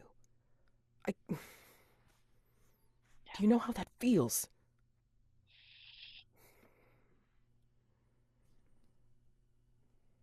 I'm sorry. I I thought perhaps I could handle things alone, that I could just go and close myself in my room and then I realized that was not going to be enough.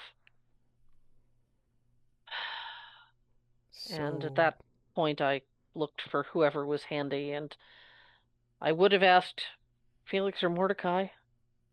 They weren't there. and as he's cleaning you off, and then then starting to get the clean bandages and start to wrap around you, and like he has to like put his arms around you to wrap it like firmly around you as he's getting close to you, and he's doing this. It's like he kind of like says somewhat nonchalantly, so how did this newcomer, Mr. Wright, I think Mrs. Pemberton-Potts had said, Yeah. Mr. Wright, help? He talked to me. He told me stories. Kept me focused enough. He looks relieved. Yeah. He's trying not to show like he's like relieved as he's bandaging you up. He's trying to hide the smile on his face. That's good. That's good.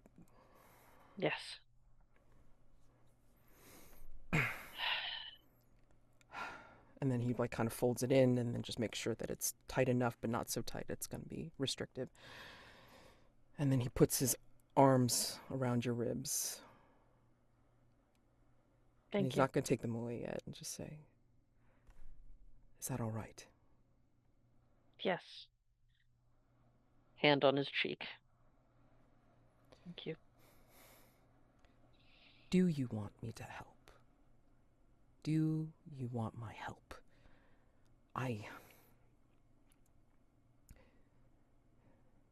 One thing's to be said. I am at least getting trained, in a way. Yes, and that is valuable. I But do want you to help. But I have to wonder why. For the same reason that I wonder why Felix was offering me a raised position within the constabulary, or why I got that particular offer. Mm-hmm. It is all strange to me, Ellie. I want your help because I want to spend time with you, and because I know you to be a good man who wants to help. Both of those things. I want to help. But I also want to help you. As his face gets closer to yours. Will you let me? Yes.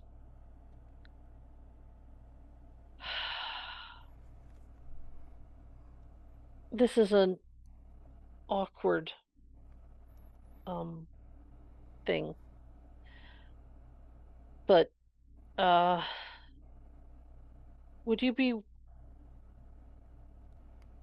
as a longtime Limehouse resident and familiar with Jenny Johnson's and similar places, I feel I ought to tell you that the business there was not my first visit to Jenny's. Oh. I try not to let it interfere with the other things that I need to do. But right now, I have to admit I'm in a certain amount of pain, and that would help. Do you need to go down to Limehouse? No, I have a space here in the house that I use. But would it offend you if I were to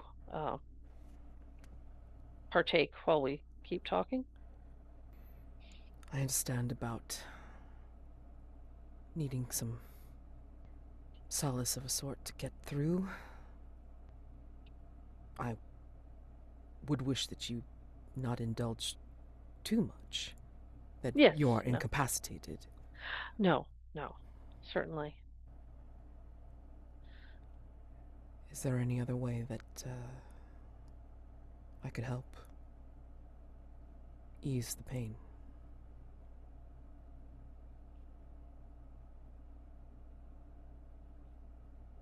Well,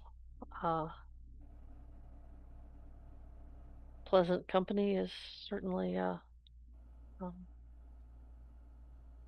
oh, hell with it. I'm gonna kiss him because words are just not working right now. Right. That's fine. Totally fade to black on that. You could totally, Yep. do the pipe or not. Or Yeah. whatever. Fade to black. Excellent. All right, cool. So, yeah, I mean, like, if you want to roll for day move, I mean, like, we call rib cut, I'm assuming that's what you were going, like, jonesing for. Yeah. Rib cut, the condition to, be released.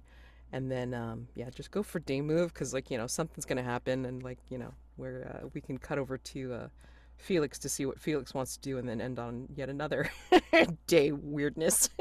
Yes. So what would I be rolling with? So, let's see. With day move, I don't know. I mean, like, Vulnerable moment interrupted by what do we think could maybe composure. It's like, if something could possibly interrupt this, like, this very very tender thing, sure. What do we think could happen? That works for me. Be nice to me, Dice. You've been mean today. Okay, 7. Okay. All right. So 7. I mean, you succeed, of course, with the tenderness part, but we should have asked, like, how do we think it'll go wrong? God damn it! Oh, Kept yeah. on forgetting to do that. Sorry.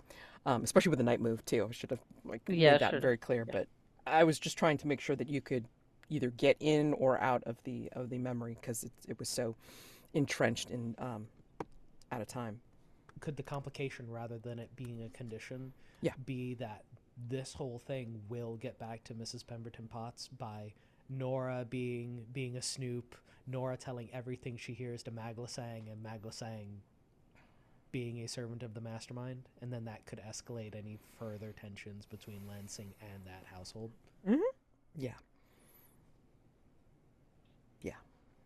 And I still haven't gotten around to telling him that he's living with the Mastermind. Say what?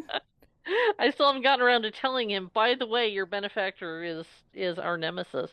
Mm, Uh, mm. because Yeah. I've just been more than a little busy. You've been focused on Busy. the interpersonal stuff. Mm-hmm. Yeah, she seems to have that problem a lot, right? So, and I don't think it's even through Nora. I'll tell you why. Because I think, like, for a little tiny interlude, I think there's a little back room, and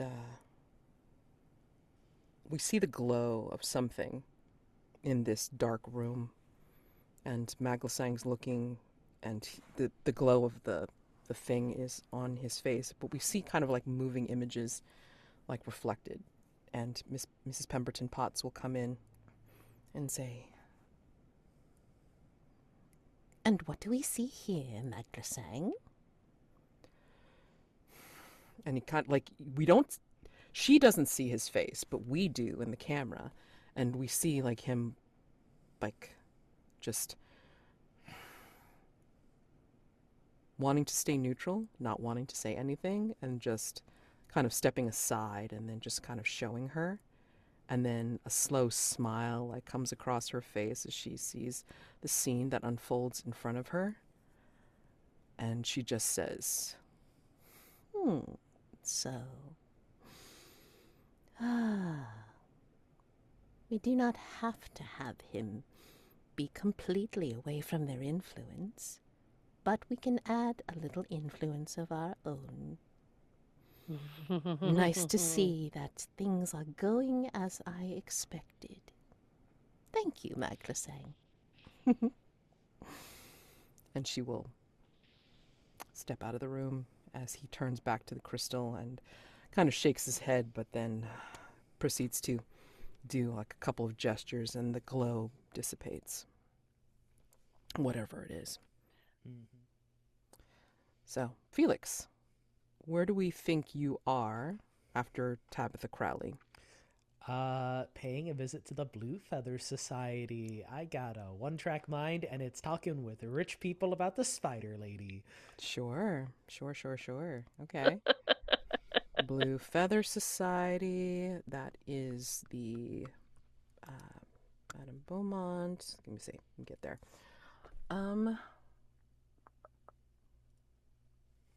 I think over at the Blue Feather Society, you are talking with Abigail Walker, Okay. and she is also a friend of Sir Richard, but you only knew her by reputation. Okay. Meeting her in person, she is tightly bound hair, stiff posture, a severe expression over tiny spectacles. Smokes a Blackbriar calabash pipe. Okay. Severe expression. She's a chair of the Blue Feather Society, and she exchanged letters frequently with Sir Richard. and debated his more outlandish theories. Were they She friends? does not approve of him courting Ms. Beaumont, as you will soon find out, but this is just all background stuff. Okay. Yes, can I help you? She blows some calabash smoke in your face. What is this place like, the Blue Feather Society? We know that it's a salon, that it's private, that it's people talking about esoteric stuff, which I think is that sort of like the George and Dragon too? Yeah, where curious minds explore the more esoteric subjects not discussed in formal institutions. So where the Georgian Dragon is like kind of a grouping of these people that like want the pub atmosphere, this is more of like a private living room where she and a whole bunch of friends will get together and talk about these sort of things in more higher society, right? Okay. But she has like different levels. I mean, like, you know, they're not all posh or, you know, academic, right? They're kind of Okay. like a mishmash of all of them. Okay. Yeah. So what I'm interested in is getting more information on this other crowd that he was talking about. If she was debating him in letters and the like, then was she the one who pulled us into this, or it's just that Sir Richard was a friend of Hargrave and we heard about his passing? You heard about his passing through the well, he had invited you to the lecture that he was going to have at the Blue Feather Society. And then you found out from Pettigrew or whomever that Sir Richard was not existing anymore. Okay. So, yeah. And you found the invitation and and you're now here. Okay. Yes. How can I help you? Information about the other crowd. I received an invitation to a soiree, and I'm expecting that the other crowd will be there. No. Well, all right. You obviously had received the invitation about Sir Richard's lecture, but no, he has the whole idea of the other crowd, the what is it, the Fey Realm, that they had infiltrated London. That was his main thesis, correct? And Correct. he supposedly had new evidence to support this theory of his, and he was going to present it at a symposium that he was going to hold here. But unfortunately, he had passed in a very odd manner. So I heard. But surely you debated him about this, and he provided evidence? Oh, goodness. Of course, his theories were all nonsense, but we all loved him because of these outrageous stories. They were very amusing. If only he had a thimbleful of good judgment, he'd still be with us. I would like to do an information move with presence to see if I could glean. If she's dismissing it, great. But that means that she was listening, and that if they were exchanging letters, she probably has like written notes, unless she just signs off on whoever wants to give a symposium without her reviewing what they're presenting. Oh, right. Yeah, but go ahead.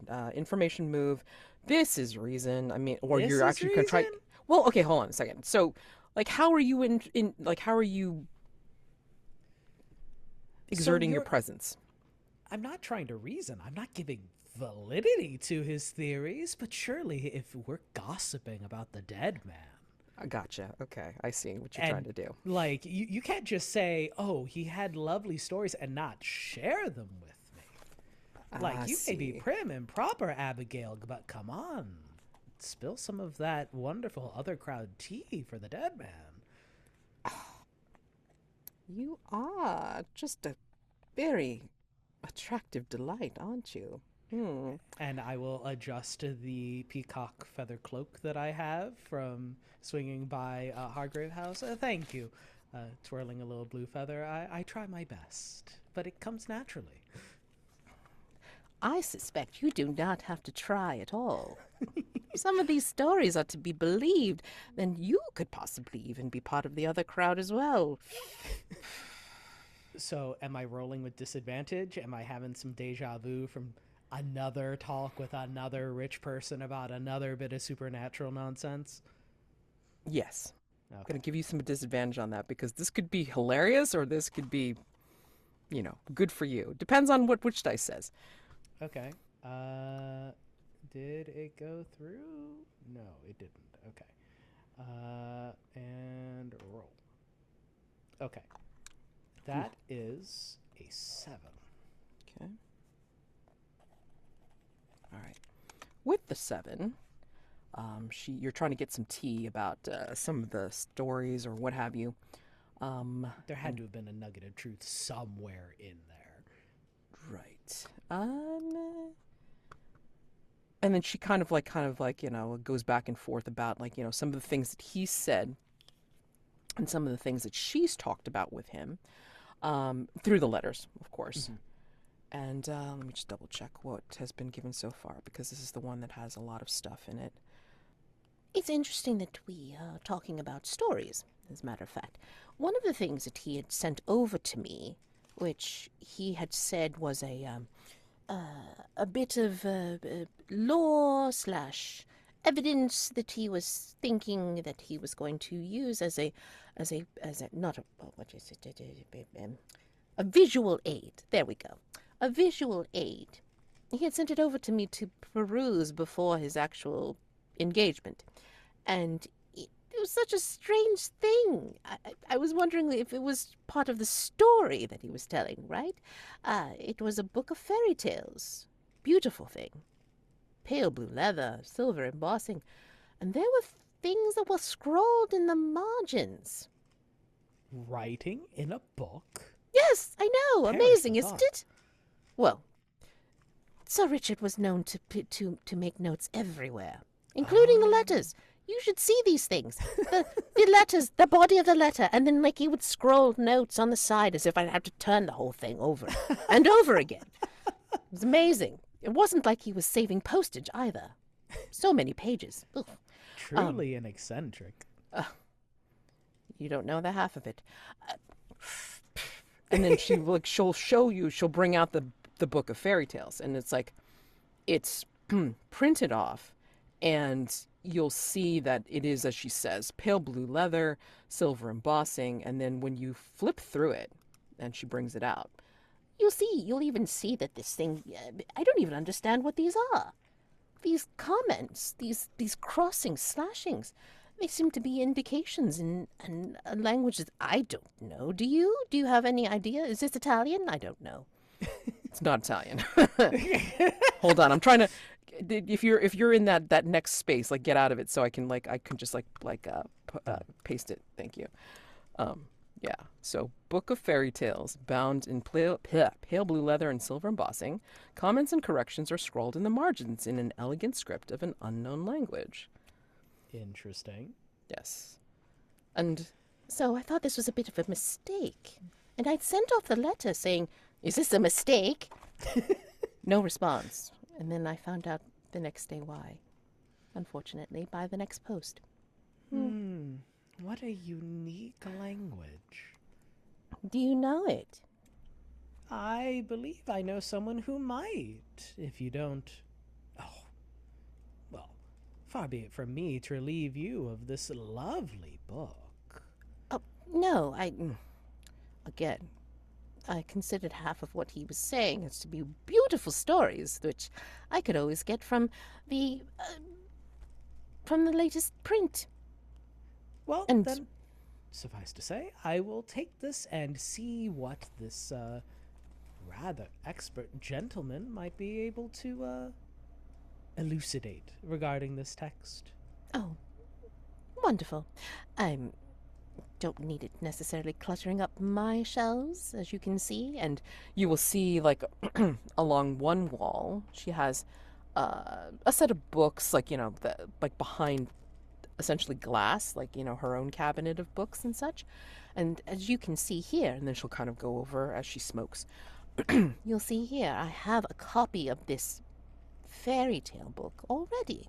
And interestingly enough, and this is not a mastermind clue of any sort, but it is a detail. You'll note the book print is by Potts Publishing House. Of course. Of course. No, Not the one that you hold in your hand, not with the the notation, but the version of books that she has. Yes. Yes, of course. I'll have this gentleman look over it and consider it an exchange of goods and services. He's a rather striking figure, pale of skin, very well skilled in esoteric arts. Perhaps he shall come calling with his findings, present a symposium to you and your lot. Oh, good. Oh, this sounds wonderful. What is his name? Oh, Mordecai is his name. He's rather joy to speak with. I'll be sure to send him along. Wait, one name? So mysterious. He mysterious past, very expert, and very few people who know where he comes from. I think it'll be a wonderful draw for the society. Oh, this sounds lovely. Thank you, Mr. Ocasio. This is just such a lovely visit, and you bring us more material and more educational events that we could possibly benefit from. This is absolutely a delight. Do you... I'm sorry to ask, but do you have any other contacts that could be possibly willing to lecture to us as well, or speak to us in private discussion? Miss Walker, I believe that if this conversation goes on, I will be able to provide you numerous opportunities for your society to grow. And I think we can kind of pan away from here as Felix begins to get his claws into another one. Yeah. But I'm complication, though. Yeah, complication. I'm going to say, let's see. I know what I want to do for this, but I don't know if I can do it as a condition because it is sort of tied in with a possible clue. Let me see. Give me a second. I just want to take a look at this. I think as you are standing there and you're ready to, like, give her more information, or she's like, has the gleam of, ooh, like, more opportunities to get contacts and such. I think in the shadows and the smoke of her pipe, I think maybe behind her you see a face. And it is not a face that you may have seen before, but it's sort of familiar to you. As you might have seen this face of darkness. Again, it's only hinted at. It's very obscured in the smoke. It's almost like the smoke has increased in like thickness and density and like in it or beyond it. You see in the shadows, you see a face crowned by a bone crown. And it sort of kind of like comes out of the shadows, looks at you with its hollow eyes, and then sinks back. What? Is it something from your past or from your future? Or from a different time or place? What do you think of when you see that? Nyx. A what? Nyx, the goddess of darkness from mythology. Okay. Yeah. Okay. So let me see. How do we want to put that? She's the goddess of night, one of the oldest deities. We can call it, and this is just another play on another god, but like we'll call it Nemesine's trick. Okay. Yep. For a condition. And we'll leave it there for now. Oh, God. As we head into a dusk phase. Yeah. Goodness gracious. I mean, in a way, it's kind of interesting because then, like, we kind of fade out into a night phase. You won't be there, but then, like, you go back into a day phase, and then you could, well, do some stuff, hopefully, to mitigate these conditions. Feeling real vulnerable. Yeah. So, okay. So with that, let me just take a look at what we're seeing for threats and such right now. Okay, so for 1, 2, 3, 4, 5, for just for say, Mastermind clues are at 5, and so far history has been revealed at 3 scenes so far. A few more to go. But at any point, again, you have the Mastermind question, which, let's look at play structure. Let me see. Let me pull up confrontation stuff. Sorry about this. I mean, I thought I had it up already. No worries. Yeah. With all the changes, it's always fun to kind of see, like, okay, what's included here now? Okay, great. Like, what builds up to the assault? Let me see. We got a Mastermind clue today. We're getting close. All right. I'll have to check it later on to make sure that I have it clear.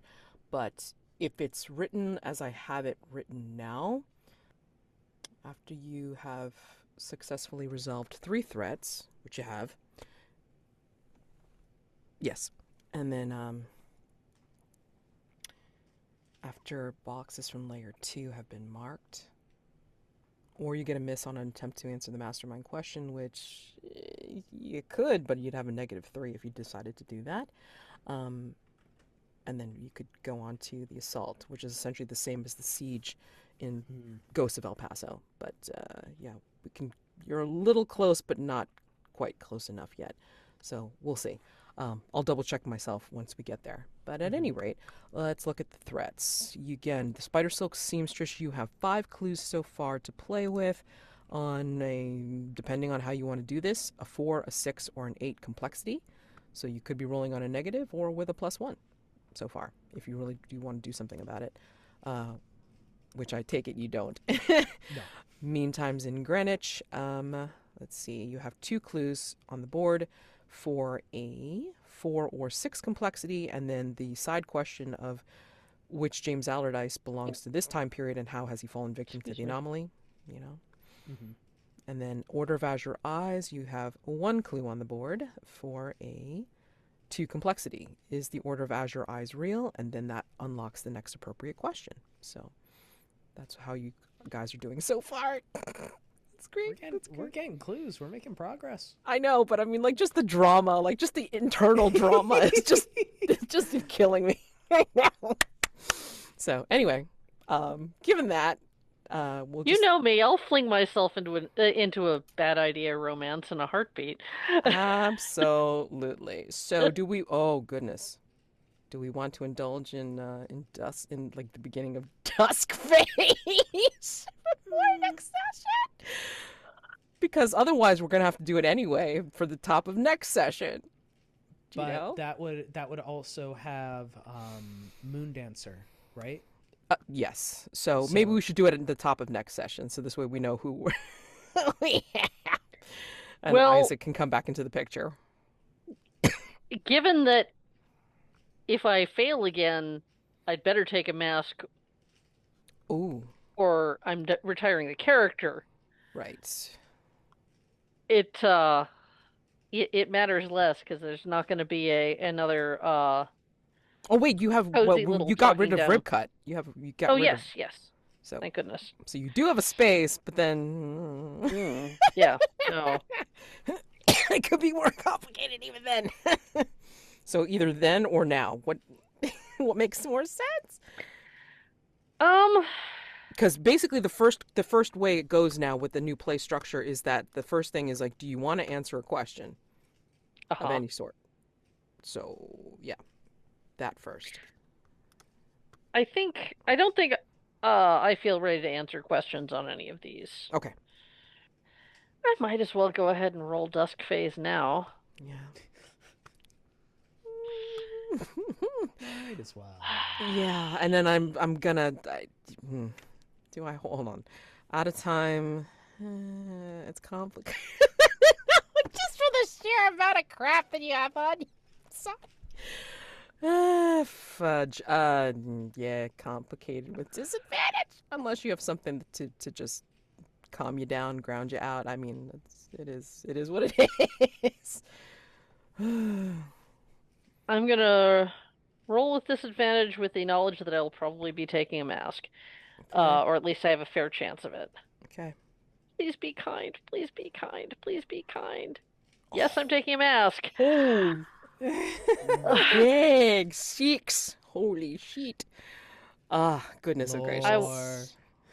Oh, but Lord which mask is this? Because given what we've related today out of time, what mask is this? Were you going to do? See. What were you going to do?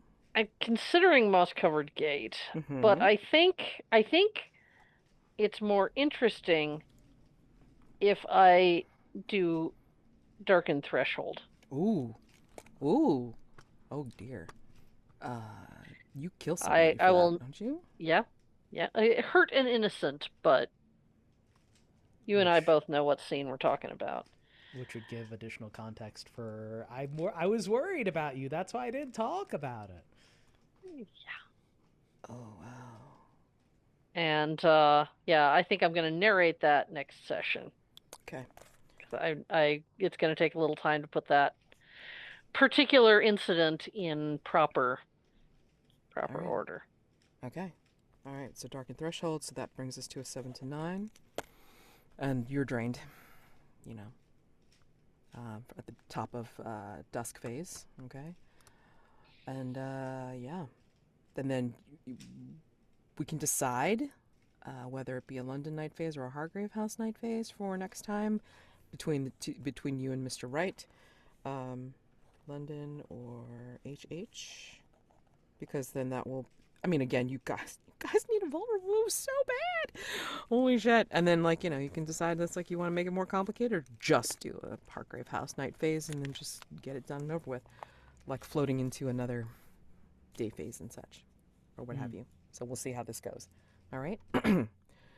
Given that, okay, so we're halfway through dusk phase yet again. Boy howdy. And Stars and Wishes. Oh my god. Do I dare say? No, I'm gonna go first. I don't care this time. Holy shit. Stars for just the drama. Oh my gosh. Like, yeah, I could not help it. I mean, I'm sorry. Lansing was gonna have feelings about it. He was he was gonna feel rough about it because you told him to go away, and like, boy howdy, he did, and was not, no word. He was gonna feel something. Yeah, no, about it. I did not tell him what was going on. Nope. He's gonna feel something about it. He's gonna be miffed and, like, at the very least, like, kind of pissed. And totally justified. Totally justified. For sure. Yeah. And yeah.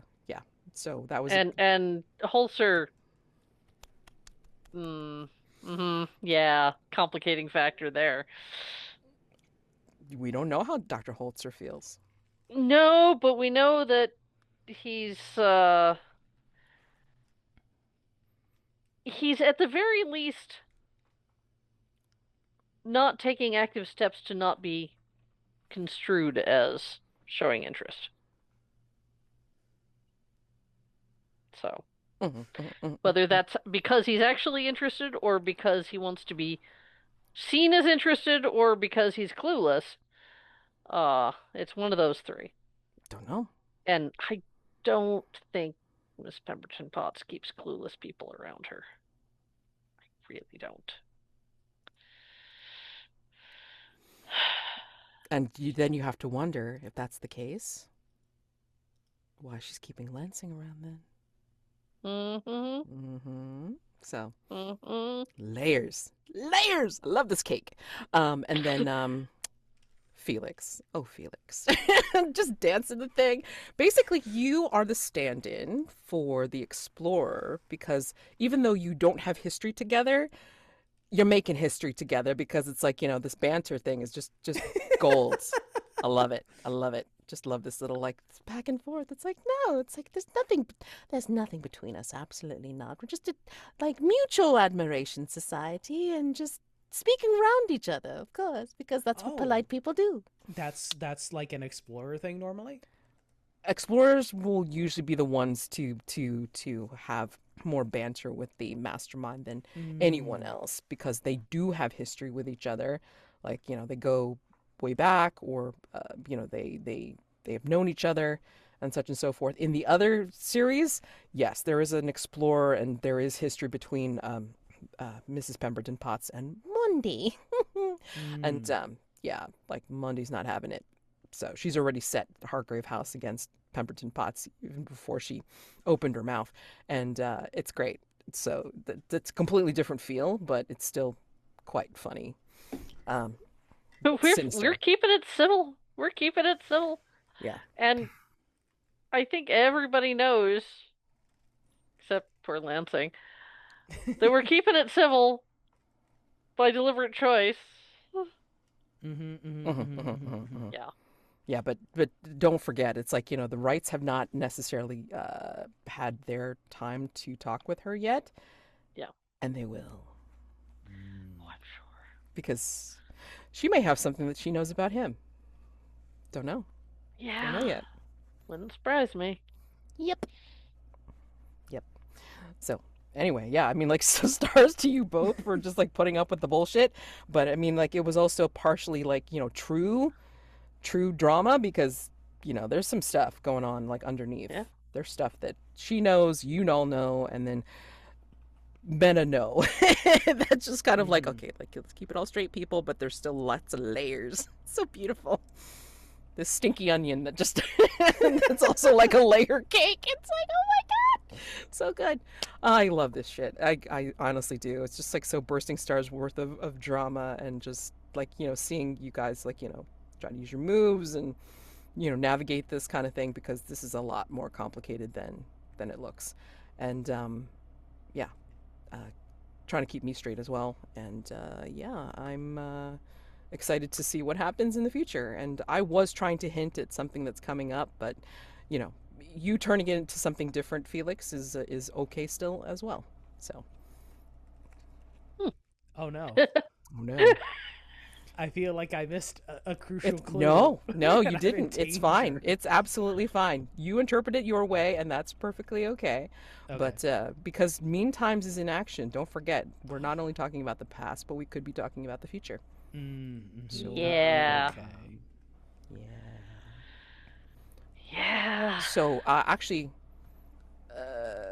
let's see. Felix. Let's see. Felix is 7. What did we put down for you? Let me just double check this thing. Change your one condition. The Nixian one? Or the Nemesine one? Yeah, actually, no, change deja vu to out of time. Yeah, take away Have Nemesine's... fun with that, my friend. Take away Nemesine's trick, and then, yeah, like, change deja vu to out of time. Yeah. You're gonna have some fun with this one. You mean you'll have some fun with this? What? Probably. Yes. That'll be great. So, anyway. All right, cool. So, yeah. So, wishes to have more of this nonsense and try to catch up with trying to figure out, like, how to work in the new structure and then making sure I'm covering all of the bases for all the different phases, like how those changes are worked in, and then also to prepare you all for the eventual assaults on Hargrave House, and then like working up to the confrontation to try to weave all that stuff together, because there's plenty to weave and it's great. Yeah. I'm excited. I'm excited. And you guys are making it exciting, because I do love these characters a lot. And I just want to make sure that you have hopefully a decent experience, and that you enjoy these characters as well. So, yeah. Whoever wants to go next. I can go next. Stars, I love watching Felix tap dance his way through these conversations, where what he's saying is not necessarily what they're hearing or what they're responding to. And just walking that delicate balance of no, we're all friends here. This is just friendly conversation, and caution and investigation, and I just love watching Felix do that thing. It's so much fun. And Mads, I really have enjoyed getting the whole Cora Nate backstory starting to be on stage. Because it's so crucial to why Ellie is as skittish and as conflicted about some things as she is. And the past would be informing the present no matter what, but now that it's really coming to call because of mean times, that's dragging a whole lot into the light, and I'm really having fun with that. I'm also preparing, because you said that you were going to bring in the Pinkerton at some point. And remember, because Pinkerton is a playbook threat, you can bring that in regardless of whether there's 3 active threats on the board or not. That's just considered gravy for me. Oh yeah, no, I realize that. So you can bring that at any point. I don't care if there are three active threats. That just means there's an extra level of fun. Yeah. No, as a player, I kind of want to deal with mean times before stacking that on, but maybe not. We'll see. We'll see. I wanted to get the really juicy mask narration in first. Okay. Because I will say, and I'll I'll give you this meta warning first, and that's fine, because I want you to be prepared, because when you bring Pinkerton in, there's going to be an extra layer of problem to this, because it will not just be Taggart coming to deal with you, hun, and having a bounty on your head. Gonna be, but I know somebody will be helping support Taggart in his search for the bounty. I wanna know. I wanna know. Maybe there's a little bar scene where he gets some information from somebody who knew the aforementioned target, and somebody who has some beef. So yeah, I look forward to this shit. So excited. Well, if the dice are as mean to me next session as they were this session, I did not roll above a 7 this session. Yeah, I mean, American just seems to be the one that just gets more trouble than anybody else, and that's why I always feared, like, just having 2 players, because I just like, I don't want my American to go too soon. But I mean, I'll honestly tell you, if you feel that you've told as much story as possible and you exhaust yourself before the end, then I'm okay with it if you're okay with it, okay? Just so you know. And if you have to bring somebody completely new in, I get you. I got you, There's so many choices. We'll see. I'm just saying. We'll see. Not at that point yet by any means. I know. But if I will keep that possibility in mind. It had Yes. occurred to me that Ellie could wind up burning out before the end. Yes. And if Um, that is happening, I'm okay if you're okay with it, you know? You can always bring in a new playbook if that's something that's a consideration.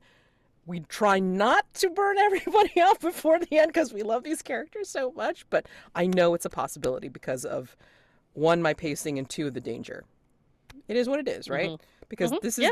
this is dramatic, and Yeah, that's no, that's I everybody's got a shelf life. as long as I have time to like get the whole story out, Hmm.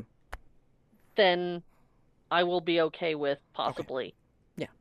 So long as you're exiting before the very end. if We'll you're see. satisfied with that, because if I have to, I'm not saying I want to, but if I have to, I will pull out something to help carry further. Mike knows what I'm talking about. Yes. That may come into play, that may not. I don't know. I mean, may not be exactly looking that way, but I mean, it's something very similar to that. So, Okay. Uh, were there any more stars or wishes, or? No, I think that my only wish is more. Uh, so go ahead. exactly.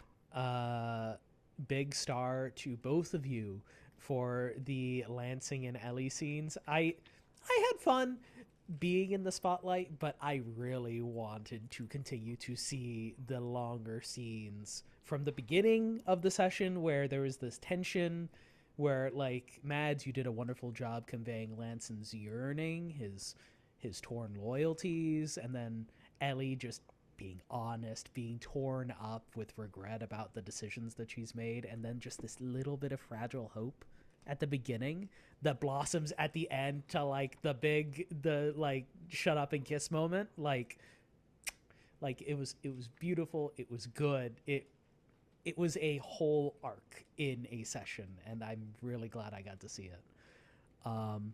Wish is I want more. Whether it's just the messy drama of Lansing being caught in the middle, Lansing trying to figure out where his loyalties lie.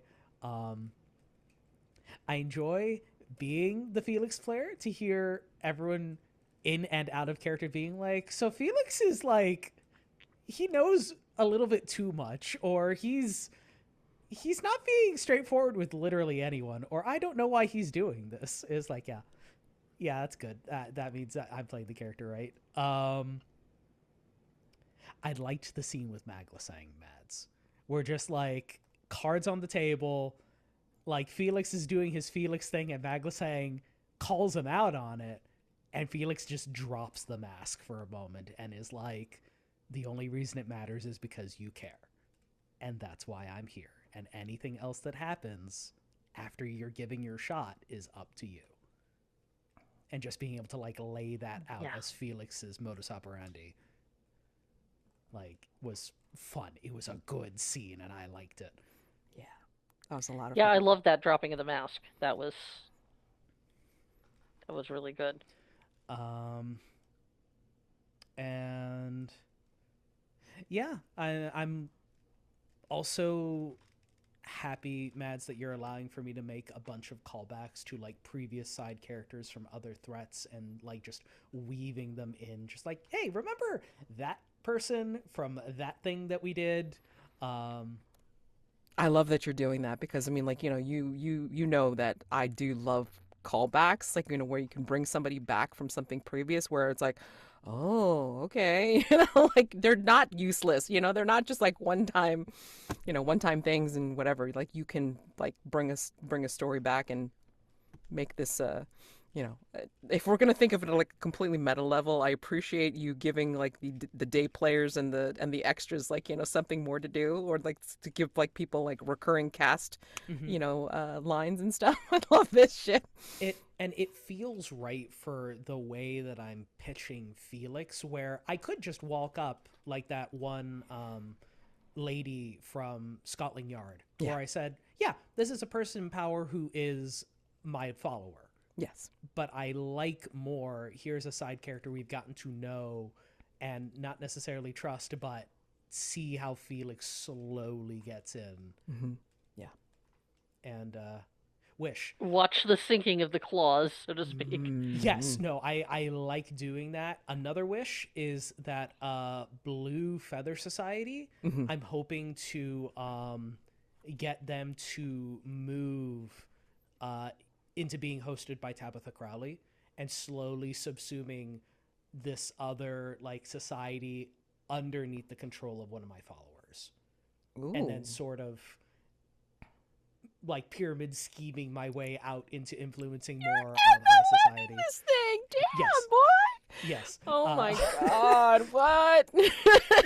What, you mean that the masterwork is a big pyramid for a reason? No. Oh my gosh, amazing! I love this. I love this for you. But that is all. Oh, amazing! Oh God, I love it when you guys feel like you have the freedom and the ability to be able to do these things, because I want you to feel like the world that you are helping to inhabit is feeling lived in. And you do that by having the callbacks and engaging with the NPCs that you want to engage with. And I'm happy to support you in that. But goddamn, this is great. I love that. Layers upon layers. I love this. I love this cake onion, whatever the hell we were creating. Oh God, this is again why you guys make my job so enjoyable, because of all this stuff. You just fill in my heart.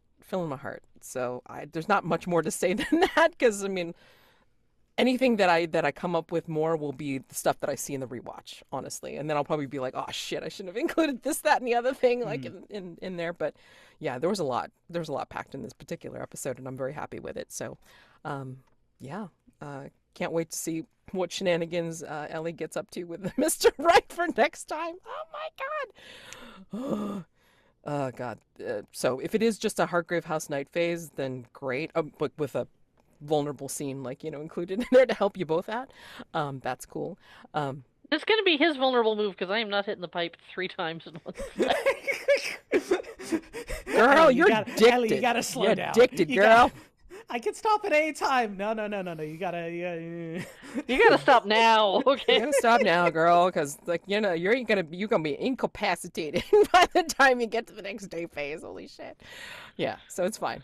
I'm trying to think of what his. Let's see. What is I his failed vice? the night move, but it's okay. I'm just a very asleep cat. It's not... Oh, you know what? Actually, like it'll be pretty cool, because it's like, once you get to his vice, it'll be fun. It'll be actually like just as relaxing, I guess. Stargazing, supposedly. So we'll see. Oh. There we go. We've got that rooftop garden, which will be a nice spot for it. Yeah. So there you go. All right. Wonderful. All right. So seem to have some plans, and hopefully you have a good break.